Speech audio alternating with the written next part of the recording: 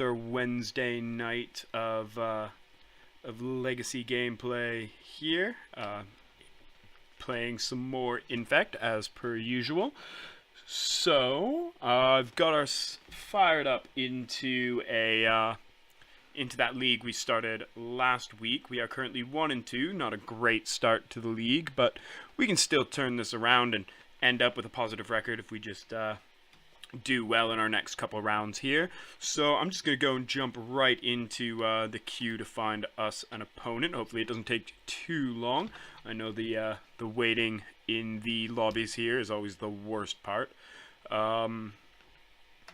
So again, the list is as per usual. I am looking at finally getting the MTG bot set up in chat. I just didn't have a chance to get that sorted out before the stream tonight. So it looks like we've got ourselves an opponent here, nice and quick. Again, hopefully this is a little bit of a better matchup than the last couple from last week, where I know we ended up getting paired up against Lands and Grixis Delver right at the end there, which are pretty rough matchups for us. Alright, so we are going to be on the draw here. This hand is pretty rough. We do have like basically 2 draws to try and hit colored land on turn 1, but that seems a bit risky to me, so I think I'm going to ship this one back. See if we can get a better 6. This 6 is a little bit better. It is unfortunate that we haven't got a blue source in a land, but we do have this Noble Hierarch adjacent, some Brainstorm to try and get us those much needed lands. So I'm going to go ahead and keep this one. We also get our Scry because we are down to 6 here. Tropical Island on top is going to be perfect.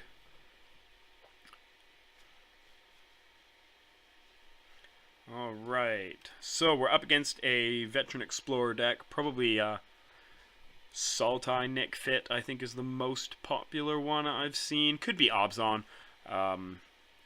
I know Nick Fit does benefit from having those white cards in there.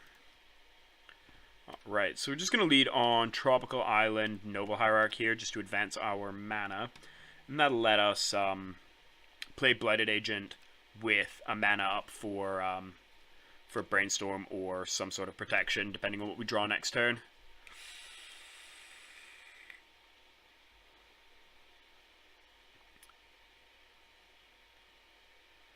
Alright, Cabal Therapy here. Let's see what our opponent names in the dark here. They're definitely getting something off of us. More than likely this Blighted Agent. Yeah, so they choose Force of Will. Great blanket pick for Cabal Therapy there. Now they're going to be able to flash it back, actually take something from our hand, and of course get this Veteran Explorer trigger.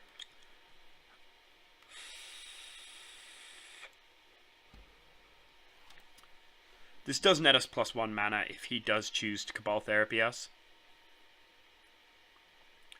He's getting in for his 1 damage. We're of course going to take it. We're not jumping with the Noble Hierarch here.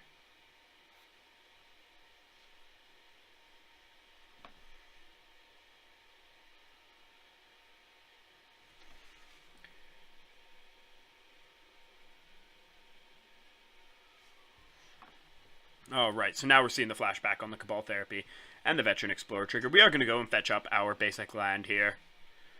No reason not to.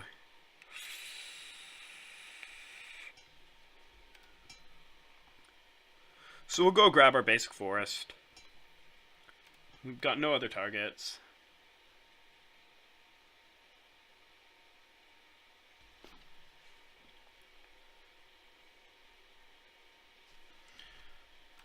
Alright. So now we're going to see probably a name of Blighted Agent. I would assume here. Take away our actual Infect creature. And we see a Plains here, so this is Obzon, not Sultai Nick Fit. So that means that they've got access to to stuff like Swords to Plowshares, things like that. So first thing we're going to do here is go ahead and fire off this main phase Brainstorm, hoping to hit... we got Infect creatures, didn't hit any fetch lands, unfortunately. So here we will go ahead and throw back one Invigorate and the Berserk, I think is what I'm wanting to put back there.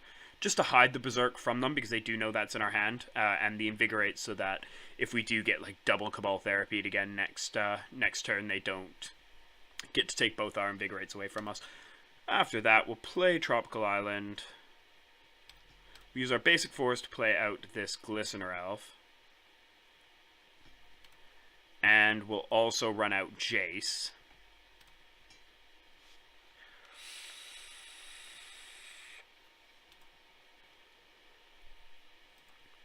So here, if need be, we can start using Jace to try to dig for future Infect creatures. If they have a Swords to Plowshares or a similar answer for this Glistener Elf. Glistener Elf is arguably the worst of the Infect creatures here. It's the worst Infect creature in our deck because, of course, it is just a 1/1 with Infect. No other special abilities, no built-in evasion.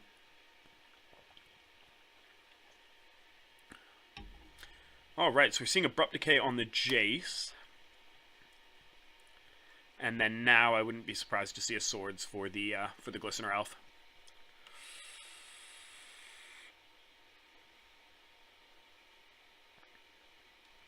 Alright, just a Walking Ballista on 2. Yeah, that is... Let's see. I might actually make him spend all of his Walking Ballista counters getting rid of this Glistener Elf now. That way he can't just machine gun down our Noble Hierarch as well.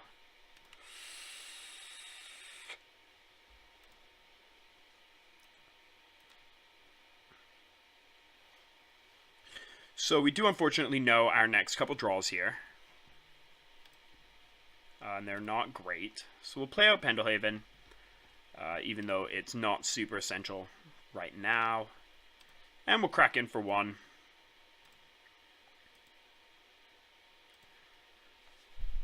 We have no reason to be keeping the Noble Hierarch up right now.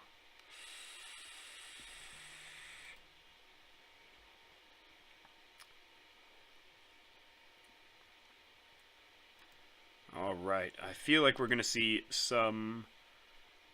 Oh! They've got stage depths as well. Well, that's just going to be game here. We have no good way of interacting with the Merit Lage here. So, I'm just going to go ahead and concede here. No way we're getting through a Merit Lage this late in the game. Alright, so we can bring in Needle. We can bring in our Caracas.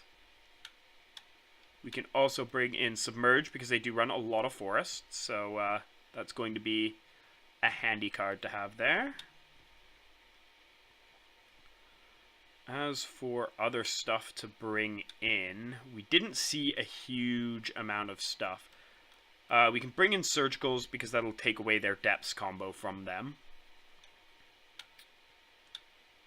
I think I want to keep all of the Force of Wills. I'm not big on our Dismember here.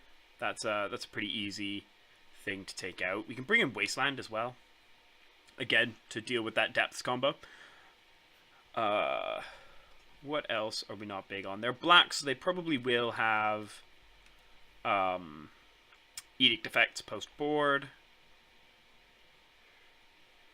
So I'm going to leave in the Dryad Arbor. I'm going to leave in the Green Suns more than likely.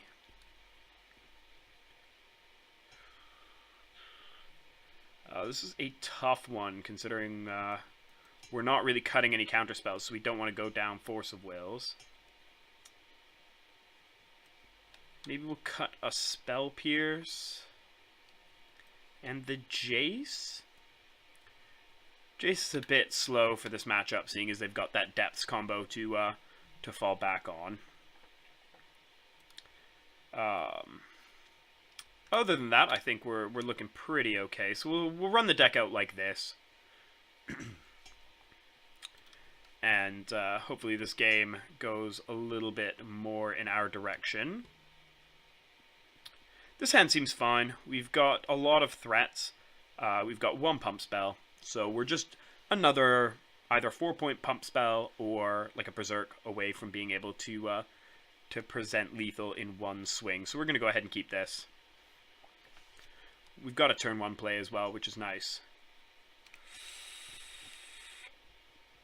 So we'll go ahead and run out our Noble Hierarch again.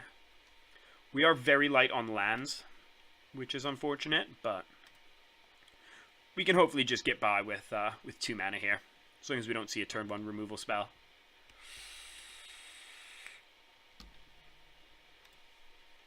Alrighty. So Blossoming Defense isn't a bad draw. We'll just run out our first Blighted Agent here, though. It's unfortunate that we don't have any disruption in hand. Some disruption would be really nice.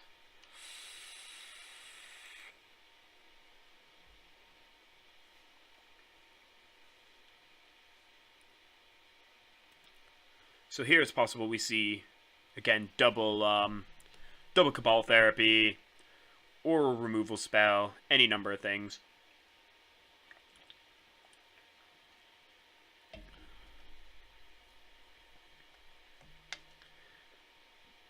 Yeah, so Abrupt Decay there for our Blighted Agent. And then they're going to be able to crack on in for 1.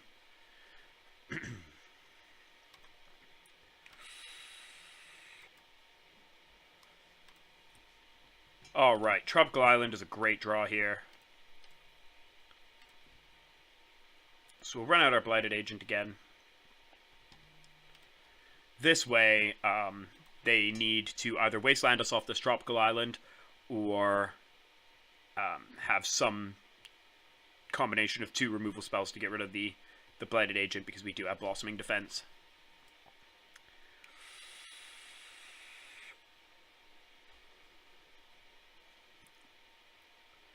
Alright, just waiting on our opponent here.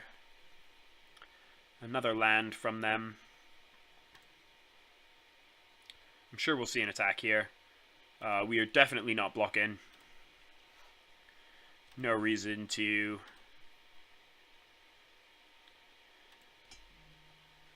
waste our Blighted Agent like that. Alright. Unfortunately, we drew our basic land here. We are going to go ahead and Pithing Needle. Likely to see a Verdant Catacombs crack in response. Yeah.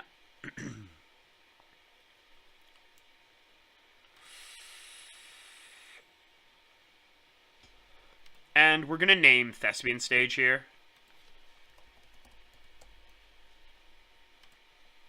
We haven't seen a Thespian Stage come down this game yet, but pretty safe to assume that they're probably going to have it, and it's one thing that we know we can name right now.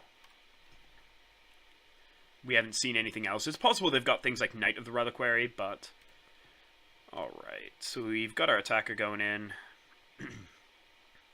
No blocks. We will go ahead and run out Invigorate here. Alright, so our opponent looks like they might just be taking 6 here. Yeah, that's perfect. Perfect.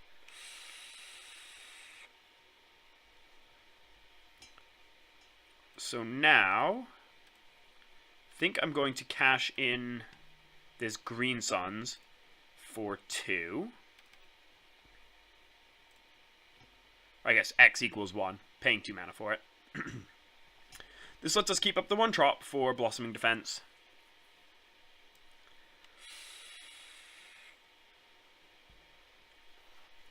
And it'll let us grab a Glistener Elf as well. Yeah, so we're seeing an Abrupt Decay. So now they are Fatal Push or Bust.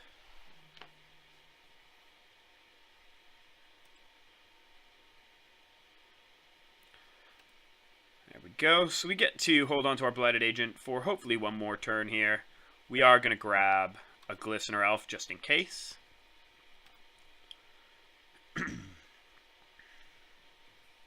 this diversifies our threats a little bit. I would much rather have an Inkmoth Nexus than a Glistener Elf, but got to take what we can get.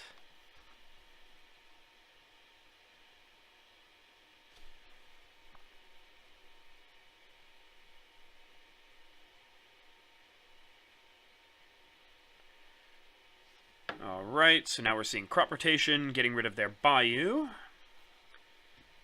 Phyrexian Tower. This is just some good mana acceleration for them. Veteran Explorer, they'll get the trigger off of it. We're going to not search because we have no targets left in our library.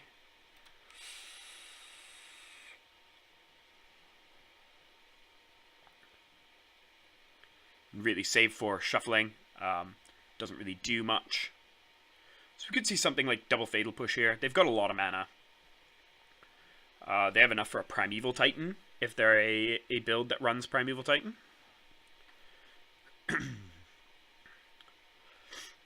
But I don't think Primeval Titan would just be game over here. Green Sun Zenith, X equals 3. Alright, so just a Tireless Tracker. They're going to get to draw some cards here, if they're so inclined. They're gaining some life, which is completely irrelevant to us.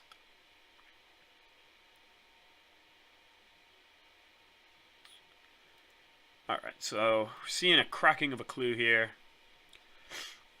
They're leaving up that white, representing possibly a Swords to Plowshares, something like that.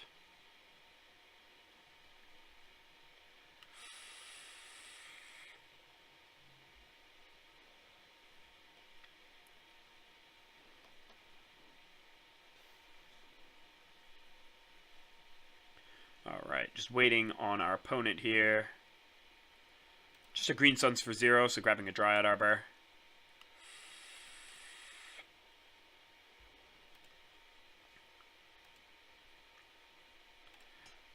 Alright. Well, we'll just run out an additional Noble Hierarch here.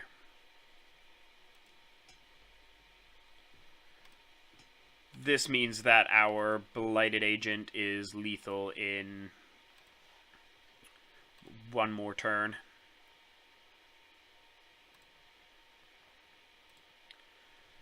And hopefully they just don't have removal spell for the Blighted Agent. That would be unfortunate for us, but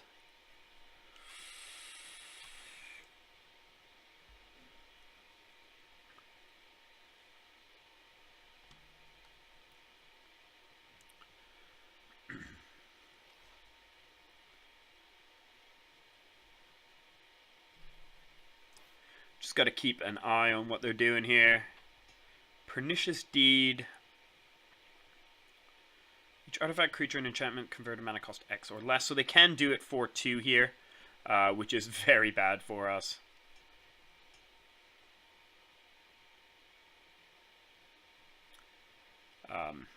Yeah, there's the Pernicious Deed for 2. Maybe I was a bit greedy with the Noble Hierarchs. I didn't really need to run both of them out. And now they've got a very big beater.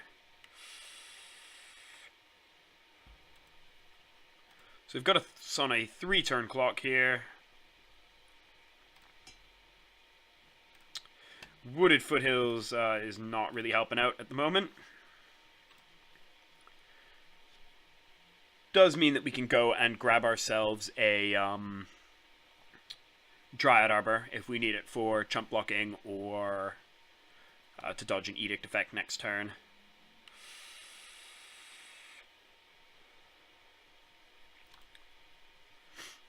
Alright. See what else they're grabbing out of the toolbox. Yeah, there's the Knight of the Reliquary. Land to trigger tracker.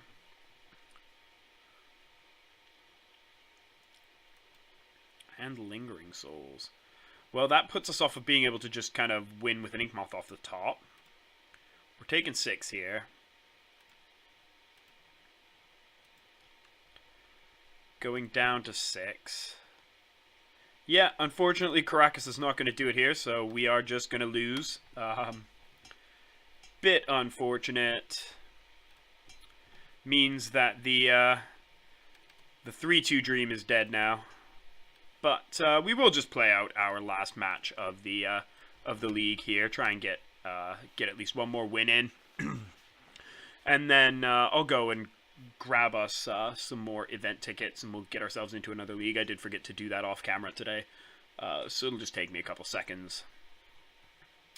So I do believe we'll be a bit shy on play points, even if we go 2-3.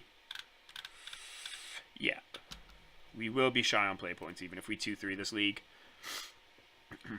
Bit of a rough start to the stream, but can't win them all.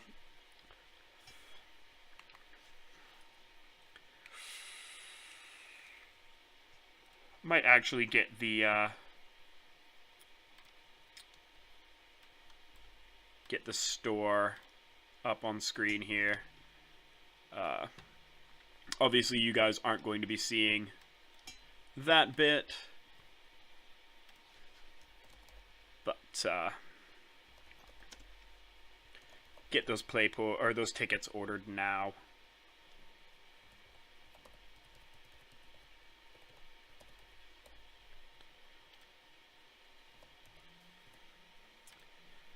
All right.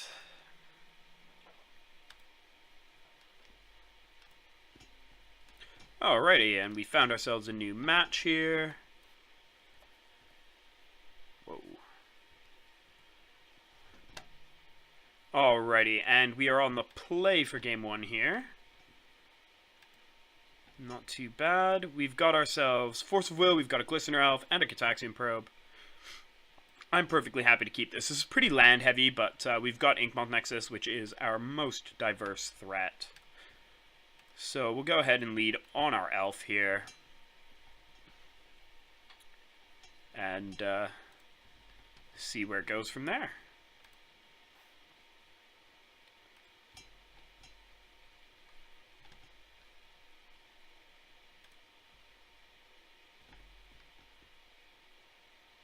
Alright, there we go. Now we've got some more event tickets here for when this league ends in a moment.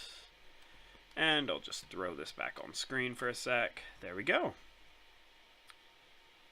Hey, welcome back to the stream, Aoki. You're just in time to watch us go very poorly at the end of this this league. We just lost to an Obzon Nick Fit deck. All right, I'm gonna go ahead and force the Fatal Push here. Might not be correct to force the Fatal Push because we do just have Inkmoth Nexus, but now we can check out what our opponent is doing. Seeing Fatal Push turn 1 means we're probably looking at either a Delver deck or 4-color control. Alright, so this is Bug Delver, seeing the Bayous there. There is another Fatal Push next turn and a Wasteland. So I'm going to refrain from running out our Inkmoth Nexus here. Instead, we're just going to lead on this Windswept Heath. We might get lucky and they might just try to play the Resource Denial game and Wasteland our Tropical Island, Fatal Push our guy, and that way we can play out the Inkmoth and he's a little safer.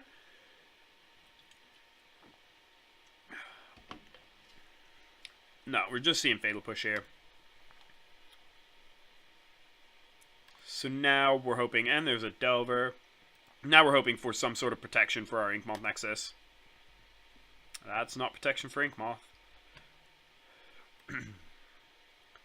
Well, this is the punishment for keeping a fairly land-heavy hand. Might see a blind flip on the Delver there. Nope. Also surprised not to see a like a Brainstorm there. Alright, now we might lose Inkmoth. Yeah, they got our Inkmoth. We're left with just basic Forest in hand. End step here, I'm going to go ahead and grab our Dryad Arbor. Just in case we don't draw any Infect creatures. That way we can at least try and swing for some normal damage here. Alright, we got ourselves a Crop Rotation. That's pretty handy.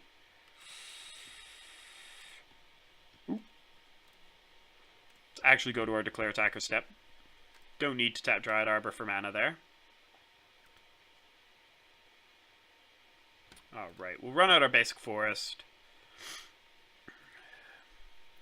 Again, we're really just trying to get that wasteland out of the way as quick as we can here. Ooh. That's a big Tarmogoyf.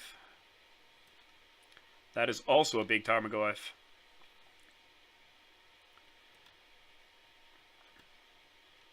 Well, we're no longer attacking with this Dryad Arbor. We're really put on our back foot here. Well, I'm glad they like the hat, even though it's really just here because my hair is not great at the moment. But tell them thank you for the compliment.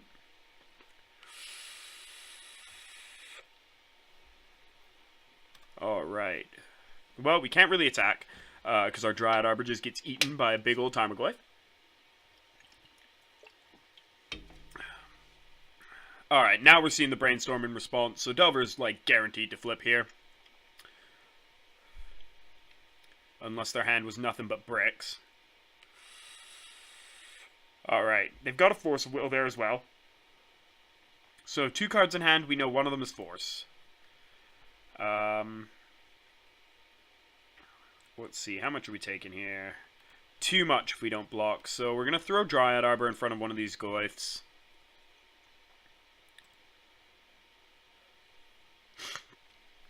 I don't realistically see a good way for us to get out of this. But I think it will start with a Brainstorm.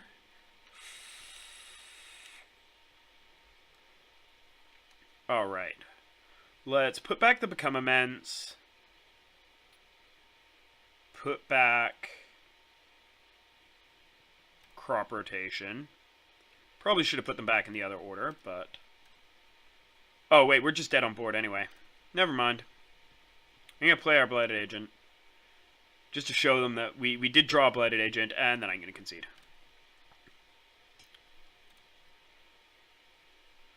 We did not have enough blockers to stop that. So here, again, they're a green-based Delver deck, so Submerge is going to be good. Teferi's Response is going to be great. Is my favorite card in the sideboard, even though, like... Realistically, something like a Stifle deals with a lot of the same problems that a Teferi's Response does. It deals with Wastelands, it deals with Rishadan Ports and stuff like that. I still just really love Teferi's Response. It's just a really funny card. We didn't see anything that will make us believe we need a Karakas in the deck. So here, I want to keep the Dismembers. It does kill... Tarmogoyfs. It does, well, kills some Tarmogoyfs, of course. Kills off Delvers once they've flipped. Gitaxian Probes, I'm going to go down at least one here. I'm going to go down 1 Force of Will, because we're bringing in a bunch of other counter spells that don't 2-for-1 us. Then we need to make 3 more cuts. Delver decks are where I like to cut Jace's, especially these green Delver decks, because Jace just doesn't do enough to, like, once he's flipped, he doesn't do enough to slow down their major threats. Like, he turns Delver into a 1-1, or a 1-2, sorry. But he basically does nothing to Tarmogoyfs. They're going to be 4-5s, 5-6s, 9 times out of 10. So, that's a pretty easy cut to make. Dryad Arbor, again, I will keep in here for Edict effects. Go down a Green Sun Zenith, it's a bit slow. And then we just need to make 1 more cut here. I don't want to cut the Crop Rotation because Inkmoth Nexus is going to be one of our best draws. Might just go down a Daze here. Might not be the most correct cut going down some of our 0 mana interaction, but again, these Delver decks are so good at playing the resource denial angle that sometimes things like Dazes are just a bit slow. Alright. So again, we've got a fairly diverse hand. Now we've got some cantrips and interaction in our actual hand. We aren't going to be stuck kind of flooding out. So I'm happy to keep this one. Sadly, no real interaction for a wasteland on the Inkmoth Nexus, but that's just the risk we have to run. Our interaction for protecting Inkmoth Nexus is pretty slim. Alright, so we're just going to run out our Glistener Elf turn 1 here. We've got Force of Will. We can either pitch Flusterstorm or the Brainstorm. Flusterstorm is more likely to get pitched here because I want to be able to use this Brainstorm to try and dig for some more relevant stuff.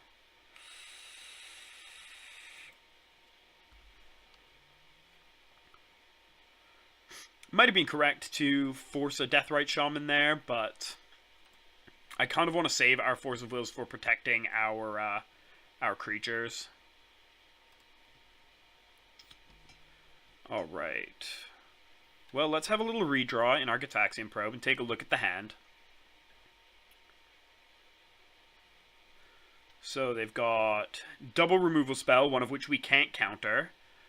Forcing this Deathrite would have been really smart, I think.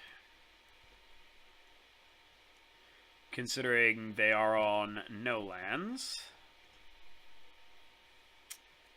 Alright, so here I'm gonna main phase Brainstorm. I'm looking for some way that if they choose to block our elf with their Deathrite Shaman, we can make sure we get that Deathrite off the board.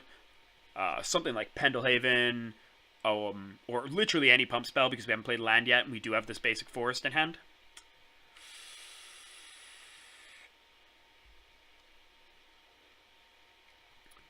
Alright, there's Berserk Invigorate. There's a Teferi's Response that I kind of want to keep for pitching to the Force of Will with this hand. So we'll put back Inkmoth, we'll put back Basic Forest. So now, opponent really needs to block or they just die, more than likely. So we'll see if they go for the block. And they do. I realize now putting back the Basic Forest means that we didn't actually have lethal. Whoops. Well, we are going to save our elf and kill theirs.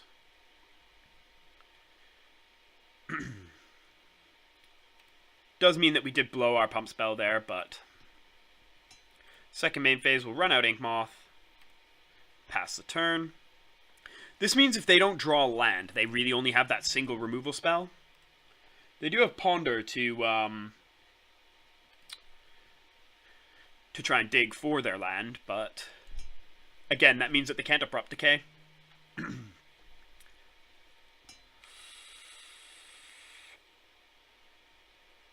Yeah, so here, oh, they're just going for the Thoughtseize. Here, realistically, like, forcing the Thoughtseize loses us 2 cards, where here they likely just take one of our counter spells anyway. We do know the top of our deck is pretty weak, with it being just 2 lands, but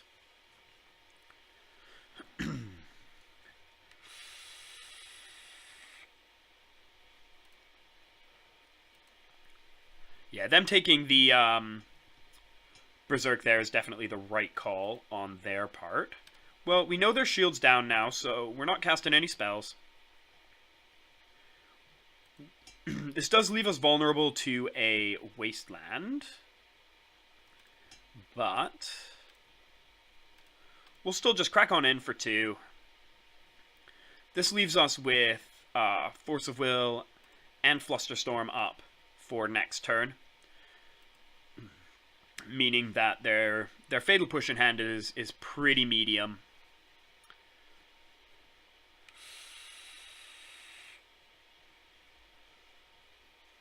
Alright, so now we're seeing another Thoughtseize. This takes us off of one of our counterspells. But our grip is 3 counterspells. Like, again, just going to let it resolve. Flusterstorming it, they'd just be able to pay 2. Would tap them out, but then they still just 2 for 1 us.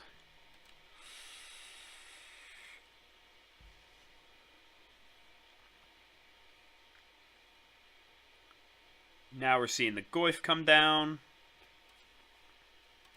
Again, this means our opponent had to tap out. We've got an additional Inkmoth Nexus here. Make sure that we animate the right Inkmoth Nexus. And this lets us keep up Teferi's response for any cheeky wastelands they may rip off the top. They are going to start to be able to leave up their Fatal Push as well, though, which is a bit unfortunate.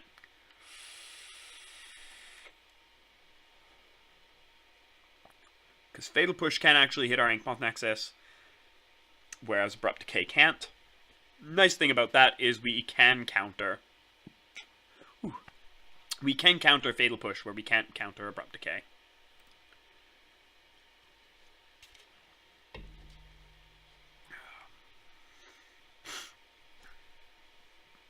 We're a bit brainstorm locked, unfortunately, but ooh. These Tarmogoyfs, they are pretty big boys. I'm just going to take the 4 here. I know this Glistener Elf is like never getting in for damage now, but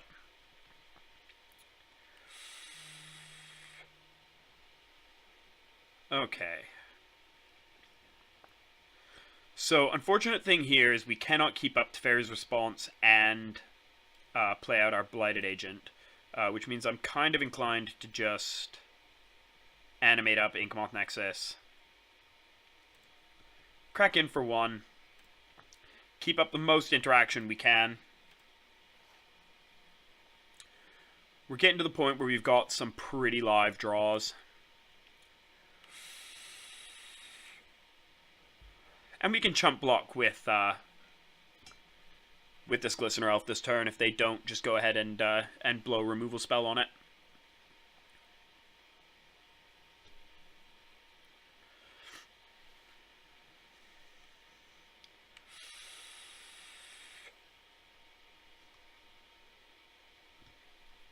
So this to me telegraphs that they do have a counterspell in hand, but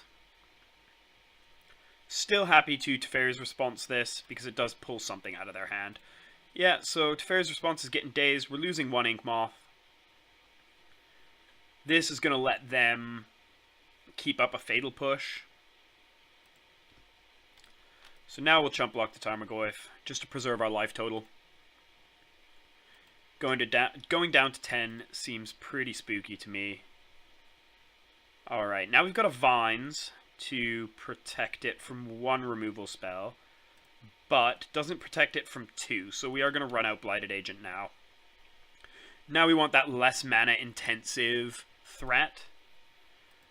Might have been better to keep up the Flusterstorm and the Vines rather than... Oh, never mind, we couldn't do that. We couldn't do that. Ignore me. I'm not thinking about our mana. Marsh Casualties. So, creatures, target player controls get -1/-1. That's unfortunately going to kill our guy. We take 7 here. Yeah, it's not looking great for us at the moment. Don't think Become Immense quite does it, because we know they have at least the 1 removal spell.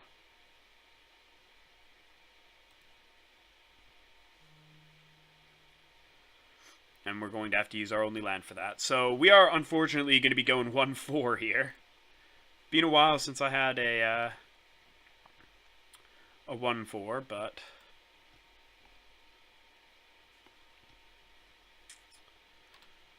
it is what it is. I'm going to make them go through the process of attacking us.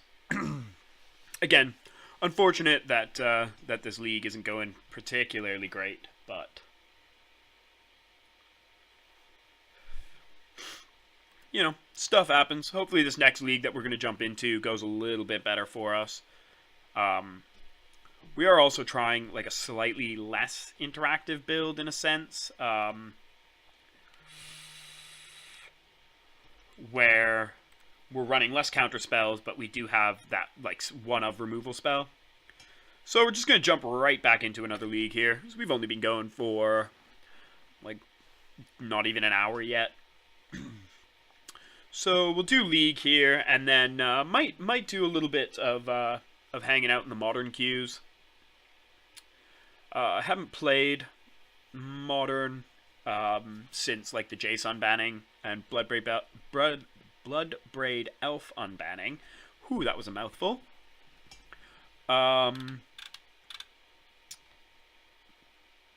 And I haven't retooled the modern list that I've got online in a very, very long time, but we can always take a look at what we've already got in the collection, see if there's anything we want to throw in. Alright, this time we can actually fetch with our Brainstorm, so I think I'm kind of happy to keep this. We're on the play. We've got no real turn 1, but we can just Brainstorm on their end step. And we've got Gitaxian Probe as a redraw as well. We can pop that turn 1 Gitaxian Probe, just take a look at their hand, see what our opponent's playing.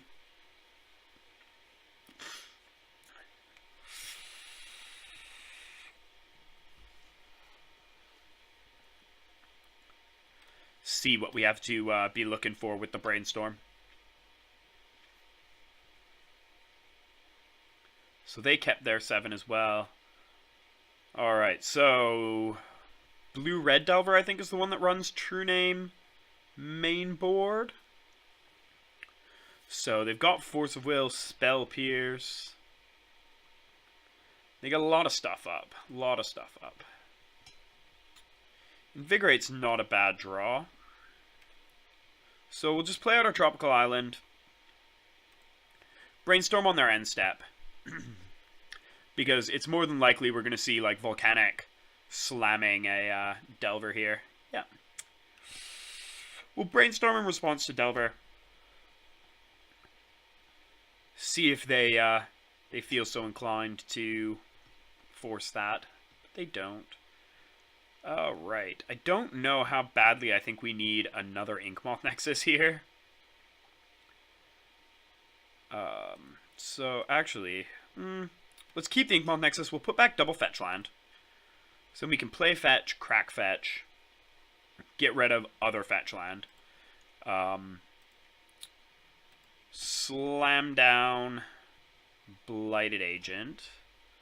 Although we could play Inkmoth and slam Blighted Agent. That lets us... Let's see, what does that let us do? So let us do anything different. Potentially attack with Inkmoth next turn. And lets us save the fetch. Oh no, we know they've got Wasteland in hand. That's just baiting them to Wasteland us. So here, I want them to not be able to like double Wasteland us off of a forest for our Invigorates, but I also don't want them to be able to just single Wasteland us off blue.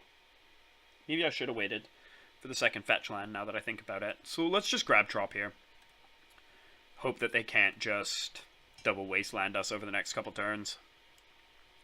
Play Blighted Agent. This is likely to see a Force of Will, but that's fine because we do have another Blighted Agent in hand.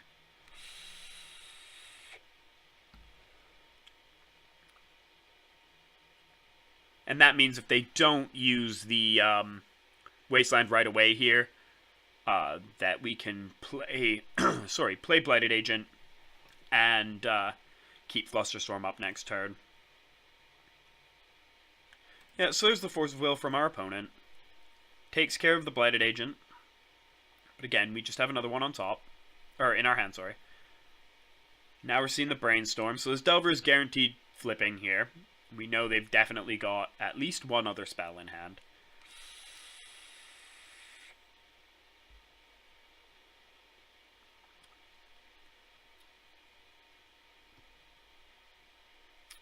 Just got to wait for them to resolve their Brainstorm. Now we'll see the Delver flip. Problem with Delver flipping here as well is that does mean that they have a blocker for Inkmoth if they absolutely need it. Yeah, so now we'll see the Wasteland taking care of one of our Trops. And a Kraken for 3. Alright, what was our shiny new draw? It's a Brainstorm. So here we'll Inkmoth Nexus, we'll play out Blighted Agent.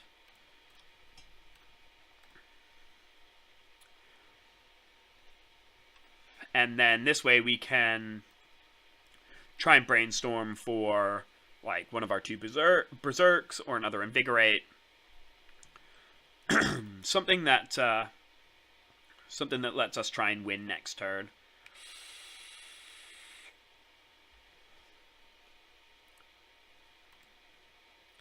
Alright, Deathrite Shaman from the opponent. They're keeping up a piece of 1 mana interaction, and this is a Grixis Delver deck running True Name Nemesis mainboard. It's interesting, very interesting. Okay.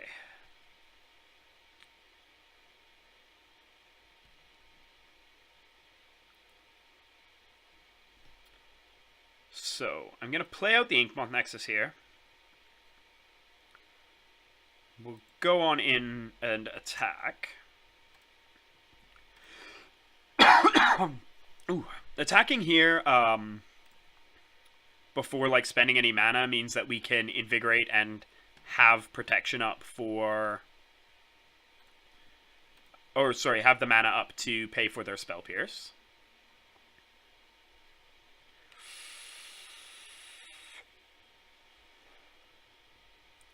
Which we're going to see coming down now.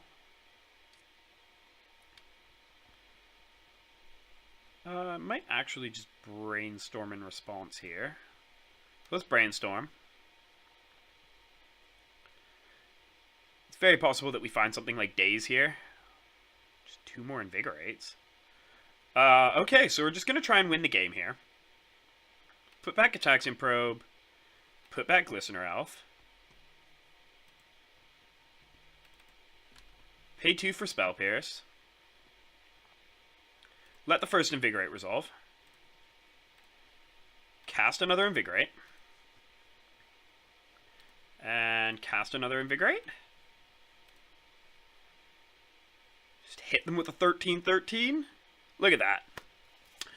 So in that game, we actually did manage to win the kind of like resourcey battle because we sequenced pretty well. We did get some pretty spicy draws off the top there. So Grixis Delver, Submerge, they usually do run like at least 1 tropical island kind of thing, so that they can turn on the green activation on their Deathrite Shaman, but that's not quite enough for me to want to hedge on Submerge. The big ones that we want to bring in are going to be Flusterstorm, Spell Pierce, and Teferi's Response, our other counter spells. We can bring in Pithing Needle to name things like Delver of Secrets, Jace, Grim Lavamancer, if they end up bringing in, if they have Grim Lavamancers. Dismember again against Delver decks. I like keeping in Dismember.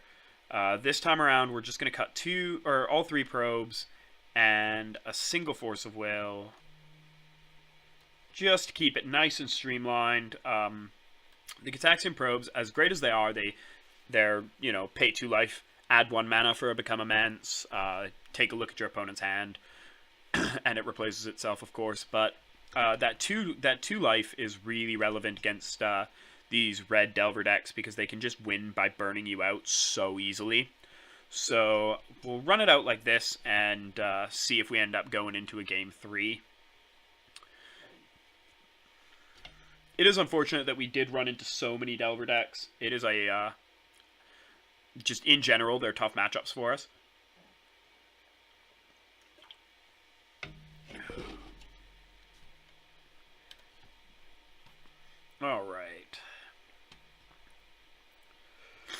Alright, so this grip, again, not too bad. A little bit slow. Maybe I should have taken out this Jace. But, I'm inclined to keep this. We've got Tropical Island on 1. We can brainstorm to try and find, like, a Force of Will or something if they lead on a Deathrite Shaman, or even a Daze if they lead on a Deathrite Shaman. Otherwise, we can just keep a Spell Pierce. This hand seems fine to me. We just get to take our turn 1 as... I guess they get their turn 1 first, so we aren't forcing or dazing a turn 1 Delver or Deathrite Shaman. Forgot that we actually won our last game. But I think this seems keepable to me. We get to keep our options open for the first turn, and I like that. We get a draw. So that might change if we draw something like a Glistener Elf or a Noble Hierarch.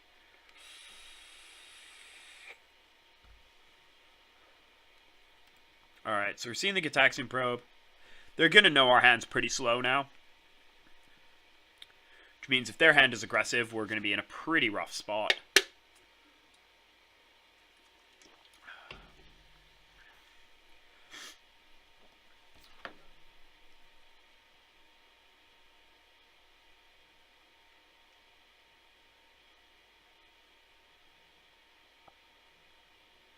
Alright.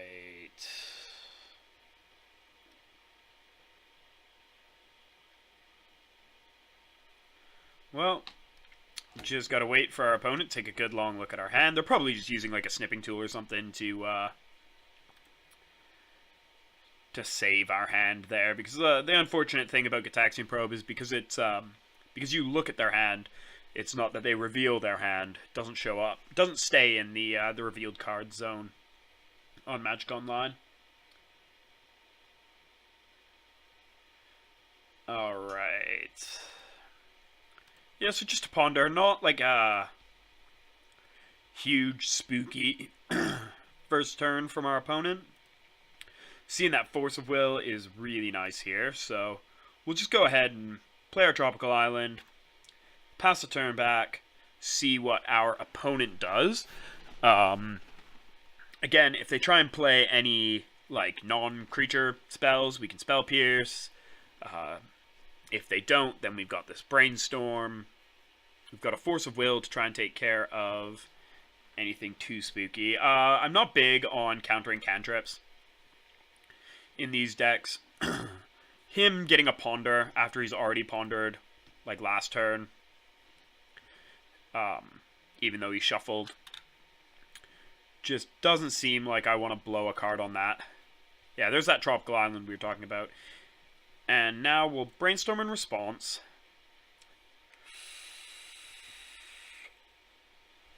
Alright. That was a nice Brainstorm there. I think this is going to be a hand that's too quick for JVP to be relevant, so we'll exile him to the Force of Will to get rid of this Deathrite Shaman.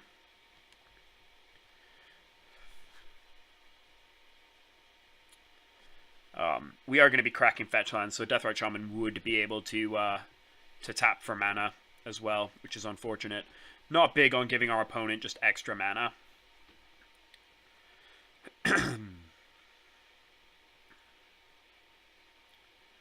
So here, we are unfortunately going to have to draw that second fetch line because I want to run our Inkmoth Nexus out. It does, again, open us up to Wasteland. And our opponent knows it's in hand. So they could be just keeping the Wasteland in their hand, sandbagging it. But we'll run out Inkmoth here. We get to try and present lethal next turn, so...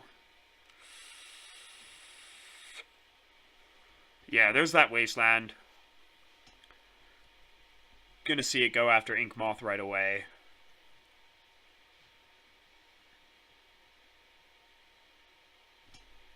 Cabal Therapy, I will counter because they already know our hand. They're going to be able to take some stuff away from us. So here they can maybe have a Daze or a Force of Will, but not super worried about that. They haven't gotten any like real value engines off like a Young Pyro. All right, so we'll play out our Wooded Foothills here. And we'll probably just fetch in our upkeep. Unless we see something that makes us want to grab the Dryad Arbor.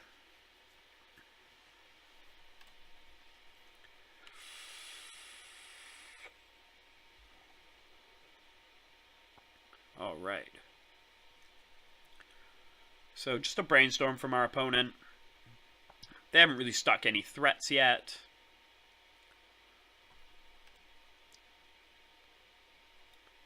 Alright, so upkeep here, we'll go and grab another tropical island. We just want to thin our deck, reduce the likelihood of drawing another land here. Not that it helped. We drew the absolute worst land in our deck. We will play it out here. It opens us up to like a removal spell from the opponent, but it's better than kind of sandbagging it. We don't have anything to do with the mana, so this way we can actually start using it to attack next turn if we really need to.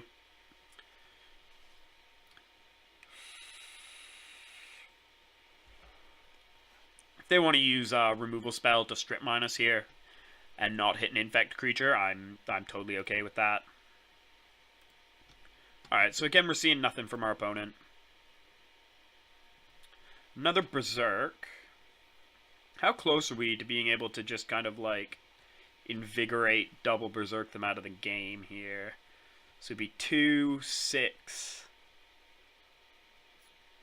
12, 24? So we could technically go for it now. And just hope they don't have a way of killing the Dryad Arbor. We'll start off by attacking. We'll see what happens here. So, let's go for an attack.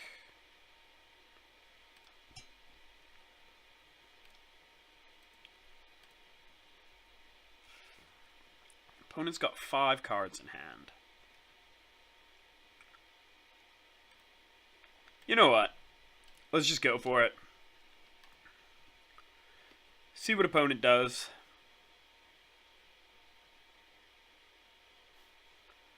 A Braid, dealing 3 damage.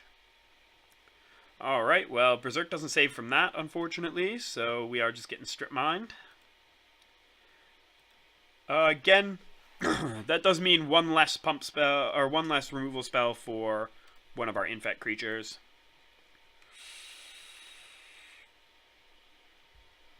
There's an Inkmoth Nexus. It is possible our opponent just has, like, another Wasteland in hand. These Grixis Delver decks get the pleasure of running a full playset of Wastelands. No such luck for opponent there. Play out our Windswept Heath. So now they kind of need like double removal spell for Inkmoth Nexus here. Otherwise we just get in for 2.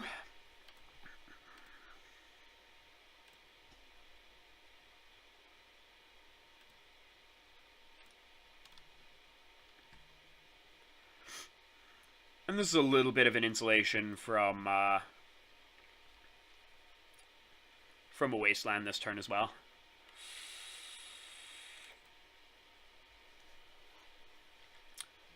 Double Berserk is also a very, very powerful thing to be able to keep kind of in our back pocket.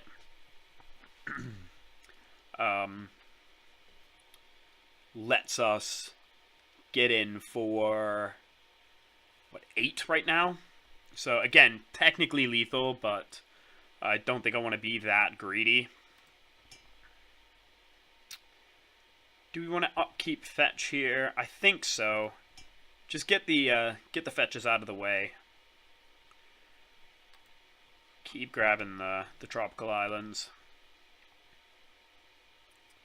Ooh, Noble Hierarch.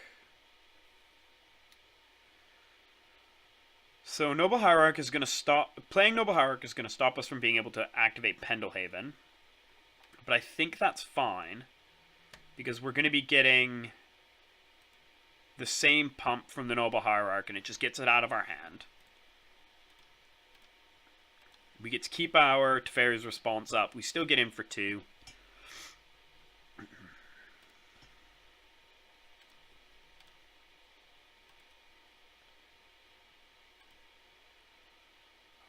Alright.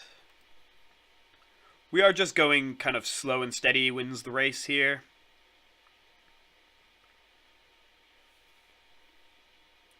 We've got a lot more pressure down than our opponent at the moment. Yeah, so we're going to start seeing him nug in for damage with that Deathrite Shaman, which is fine.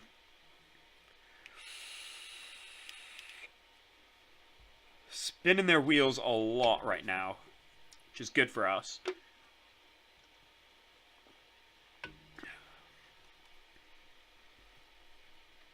Them having to commit resources to cantripping here means that they're ultimately going to be able to leave up less of their interaction.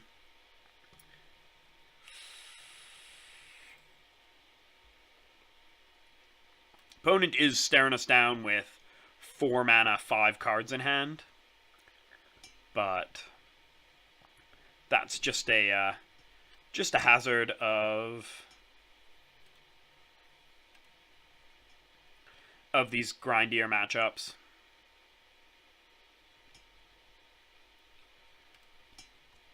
Right.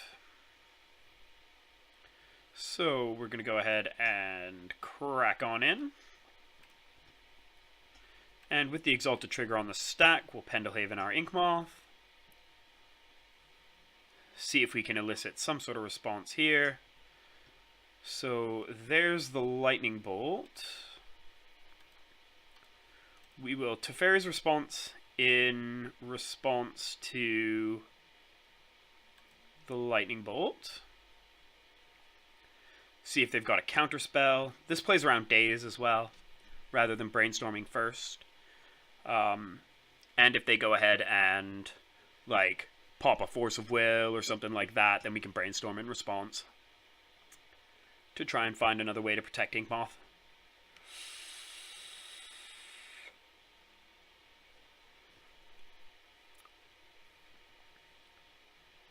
Spell Pierce. So now we are going to have to brainstorm here. Big old stack trying to protect our Inkmoth Nexus here. Alright, none of those can save the Inkmoth Nexus here, unfortunately. So what we're going to do is we're going to bury 1 Berserk, maybe both Berserks. We haven't played a land yet, but I don't think I'm too keen on just cracking and playing and cracking Windswept Heath right here anyway. So we'll put both Berserks back. Their Spell Pierce is going to resolve. Unfortunately, this lets them bolt our Inkmoth. We don't get any damage in here.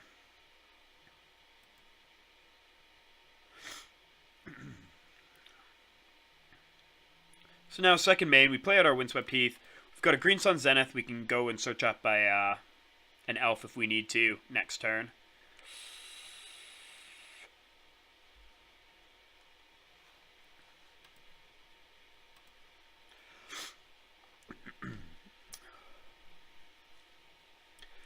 Again, if we have to go to game 3, we have to go to game 3. We can maybe bring in some more interaction and go down maybe that Jace.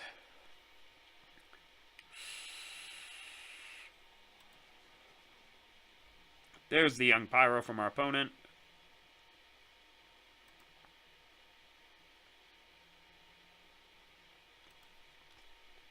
Alright, no sorceries to trigger Young Pyro. That's pretty nice. The problem with Young Pyro is it does mean that they can block our Glistener Elves forever. So we'll Green Sun's here for 2. Or for 2 mana. Green Sun's for 1.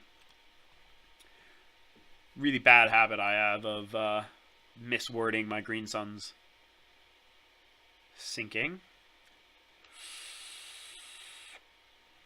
So, Force of Will on the Green Sun Zenith. Storm count's currently 2, so it's just going to be 3. Alright, Well, we're going to let their Force of Will resolve, unfortunately. Well, we're again put really bad on the back foot here. We've still got things like Inkmoth Nexus as live draws, though. It's unfortunate our Dryad Arbor's dead.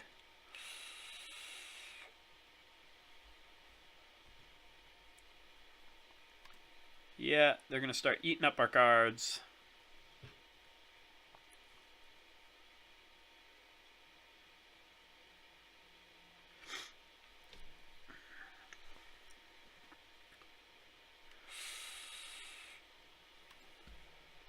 So here we'll see what they attack in with.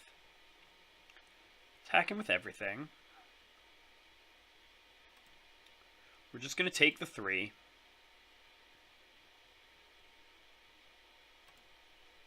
Go down to 8. We're very much dead to like double bolt here, but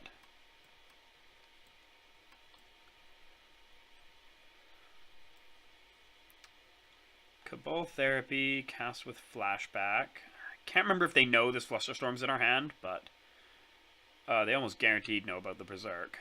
So we've had those in hand forever.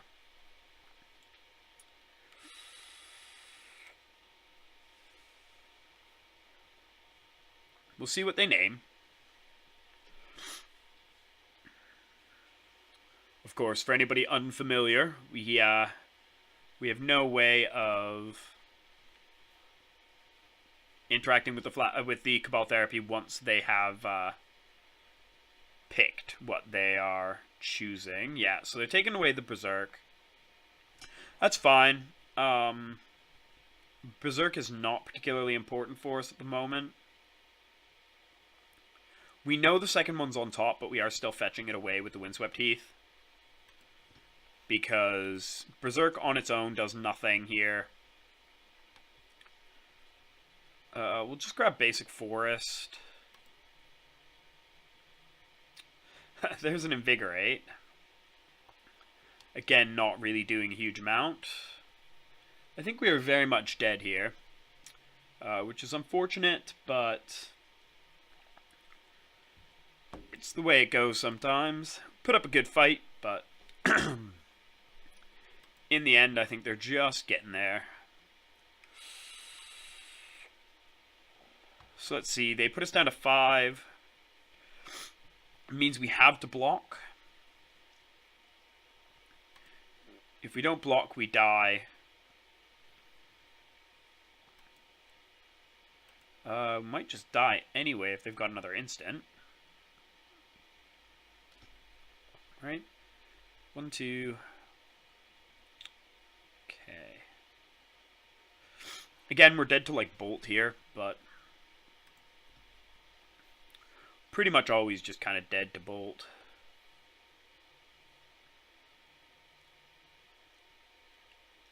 I don't think we have anything we can draw that gets us out of this. So we'll chump block Young Pyro. Go to 3. Death Rod activation puts us to 1. See what we draw here. Oh, okay, they just had the bolt. Surprised they didn't just spend the bolt that turn, but who am I to say? So might want to bring in the blue Elemental Blast. It deals with Young Pyromancers, it deals with Lightning Bolts, and we'll take out the Jace. I think that's pretty okay there.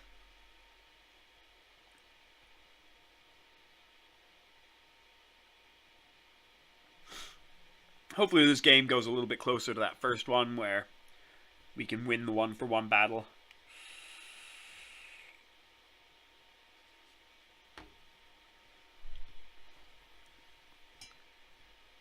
Alright.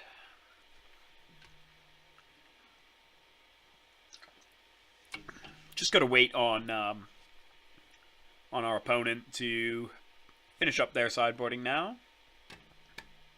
We would like to play first. Ooh. This hand. So we've got a Dismember to kill an early threat. We've got a Brainstorm to dig a Glistener Elf. Might be a bit of a greedy keep because it is only one land, but still think I want to keep it here. As long as they don't lead on, like, turn 1 Wasteland, I think we'll be okay.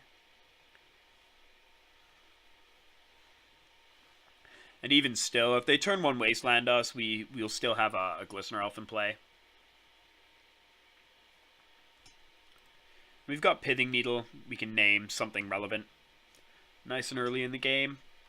Try and slow them down a bit. I think the major concern here would have been, like, Force of Will for the Glistener Elf and then Wasteland. But didn't come to that, so we're doing okay. Underground Sea, Deathrite Shaman. So we'll have the option here to dismember Deathrite Shaman. There's a Daze. Daze isn't too bad. Yeah, I'm going to lead on Brainstorm here. Really trying to hit a land. Pendelhaven's a perfect land here. So what do we want to put back? Put back Teferi's Response, Dismember. Play our Pendelhaven.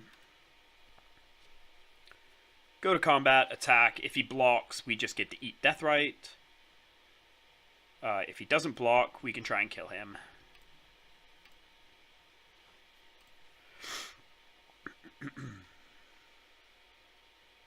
No blocks. Fingers crossed, no blocks. Alright. So, to try and go for lethal here, we do have to use Pendelhaven first. Then we cast our first Invigorate. Put him up to 6 power.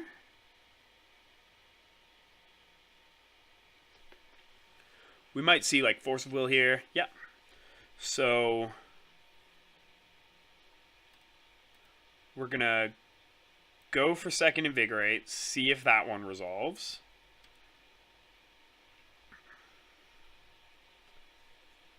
Then we can Daze the Force and just hope he doesn't have, you know, his own Daze or something like that. I feel like if he had his own Daze, he would have dazed rather than forcing there.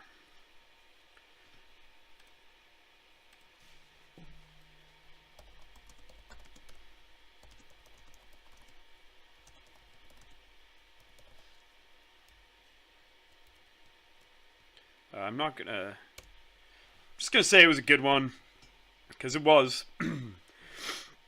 We just had all the ways to play around his stuff, so we're off to a little bit of a better start here. Let's go ahead and get the new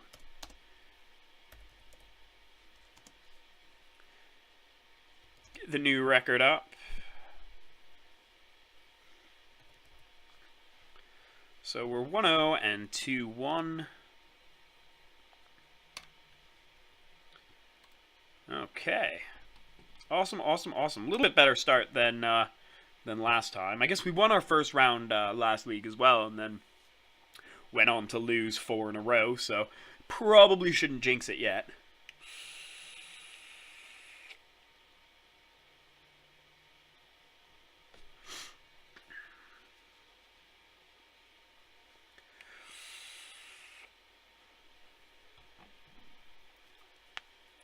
Alright. Well, hopefully it doesn't take us too long in the queues again.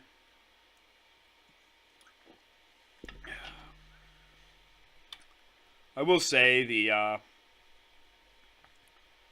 nice thing about these legacy leagues is that the queuing is generally a little bit shorter than what we run into just going into like the regular like single match queues. But you still do run into to some of these times where you sit in the queue for you know, a minute or two. And I'm still just working on getting some music sorted out so that we can have something playing in the background while we're waiting.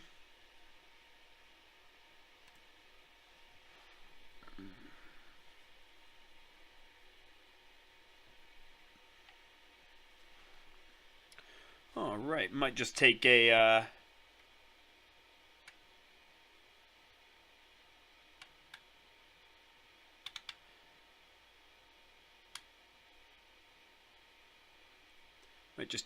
look at the old Reddit while we wait. Oh, looks like we had our opponent. I just wasn't paying attention.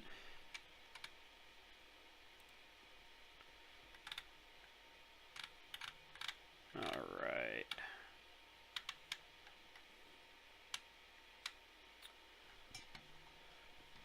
Where's our match gone? Oh, there we go.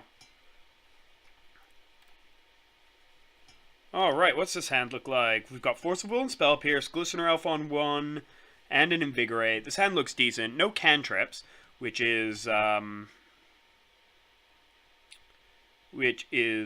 unfortunate, but what can you do? This is definitely not worth mulliganing. I think this is better than, like, a good 6. Unmask. Oh my. So this is one of the Reanimator decks. Non-land card. They're just going to take our Glistener Elf here. Or the Force. I'm going to force this so they don't know what we have in hand. If they can turn 1 us still, then they can turn 1 us still and say Levit, but...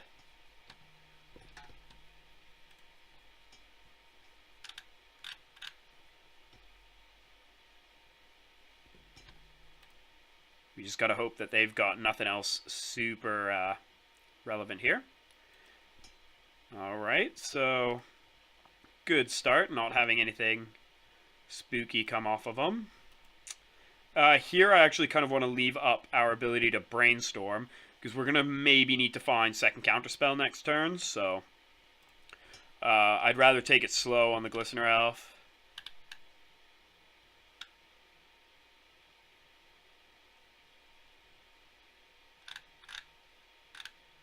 Alright. Yeah, so now we see them crack their fetch on our end step, which is a bit weird, but... yeah, so we're looking at black-red. Entomb. We'll brainstorm in response to the Entomb. Oh my. Well, let's put back land. If they can kill us this turn, they can kill us this turn.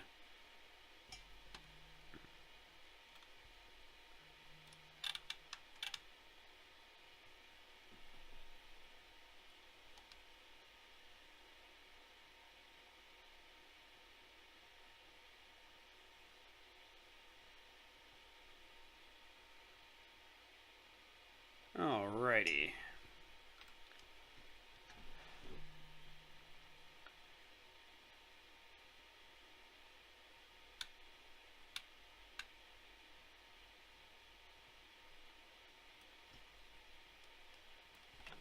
So, Bloodstained Mire grabbing another land.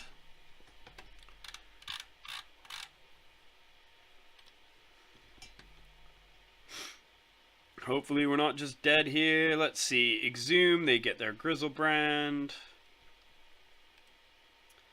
Alright, we're not just dead to Grizzlebrand, so...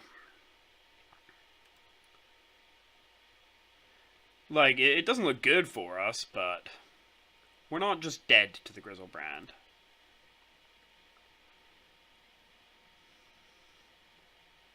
We are definitely dead to something like...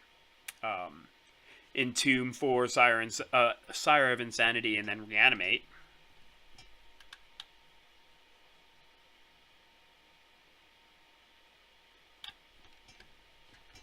Thoughtseize. So here they can take Pump Spell, they can take Noble Hierarch. Oh, they're Thoughtseizing themselves.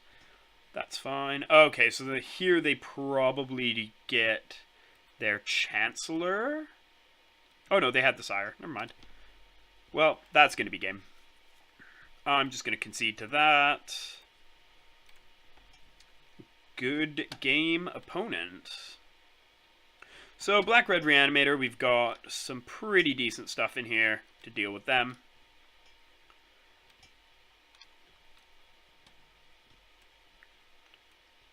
So Krakus is good for bouncing Grizzlebrands. Potentially if they bring in something like Iona or Elishnorn, hits them as well. Blue Elemental Blast can kill things like Sire of Insanity, can also counter things like Faithless Lootings. Bring in the Spell Pierce, go down a Flusterstorm. Jace Vryn's Prodigy is way too slow here. Dismember is irrelevant. Gitaxian Probes aren't super relevant either. I think that looks pretty okay from there. Definitely want to keep in all of our Force of Wills. They don't generally run a huge amount of interaction, so I might actually take out a Vines for the Sylvan Library. I know Sylvan Library is generally a bit better in, like, grindy matchups, but here, if we can stop them from doing anything for the first couple turns and we can then slam a Sylvan Library, I think that puts us in a pretty good position to refuel faster than them. This hand is pretty medium. We'd basically be leading on a turn 1 Spell Pierce, do nothing. So I'm going to mulligan this. Ooh. This is a turn 1 literal do nothing. Well, this might be a match that we lose by having to mulligan into Oblivion here.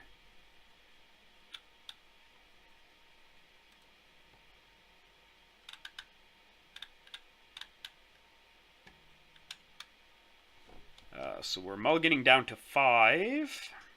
You know what? We're going to have to keep this. Force on top. We're just going to lead on Fetch Land Pass. And, oh. Chancellor is really bad news here. We're definitely just Fetch Land passing, hoping they can't do anything amazing on turn 1. So we want to draw that Force and then be able to Force with the 1 mana up.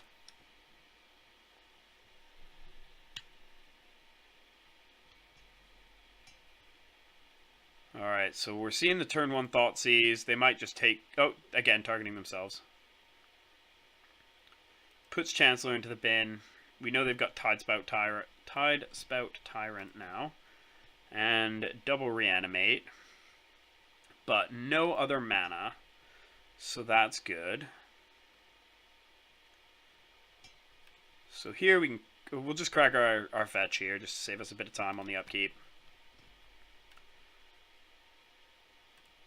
We'll draw a card, which is the Brainstorm. That's why I didn't want to fetch. Shoot. Oh, man. What a punt. Well, now we're just going to lose to me being dumb. Very, very dumb. Well, let's run out Noble Hierarch. We're going to lose this game now because I am terrible. Oh, my. Oh, my. Well... it's a bit rough.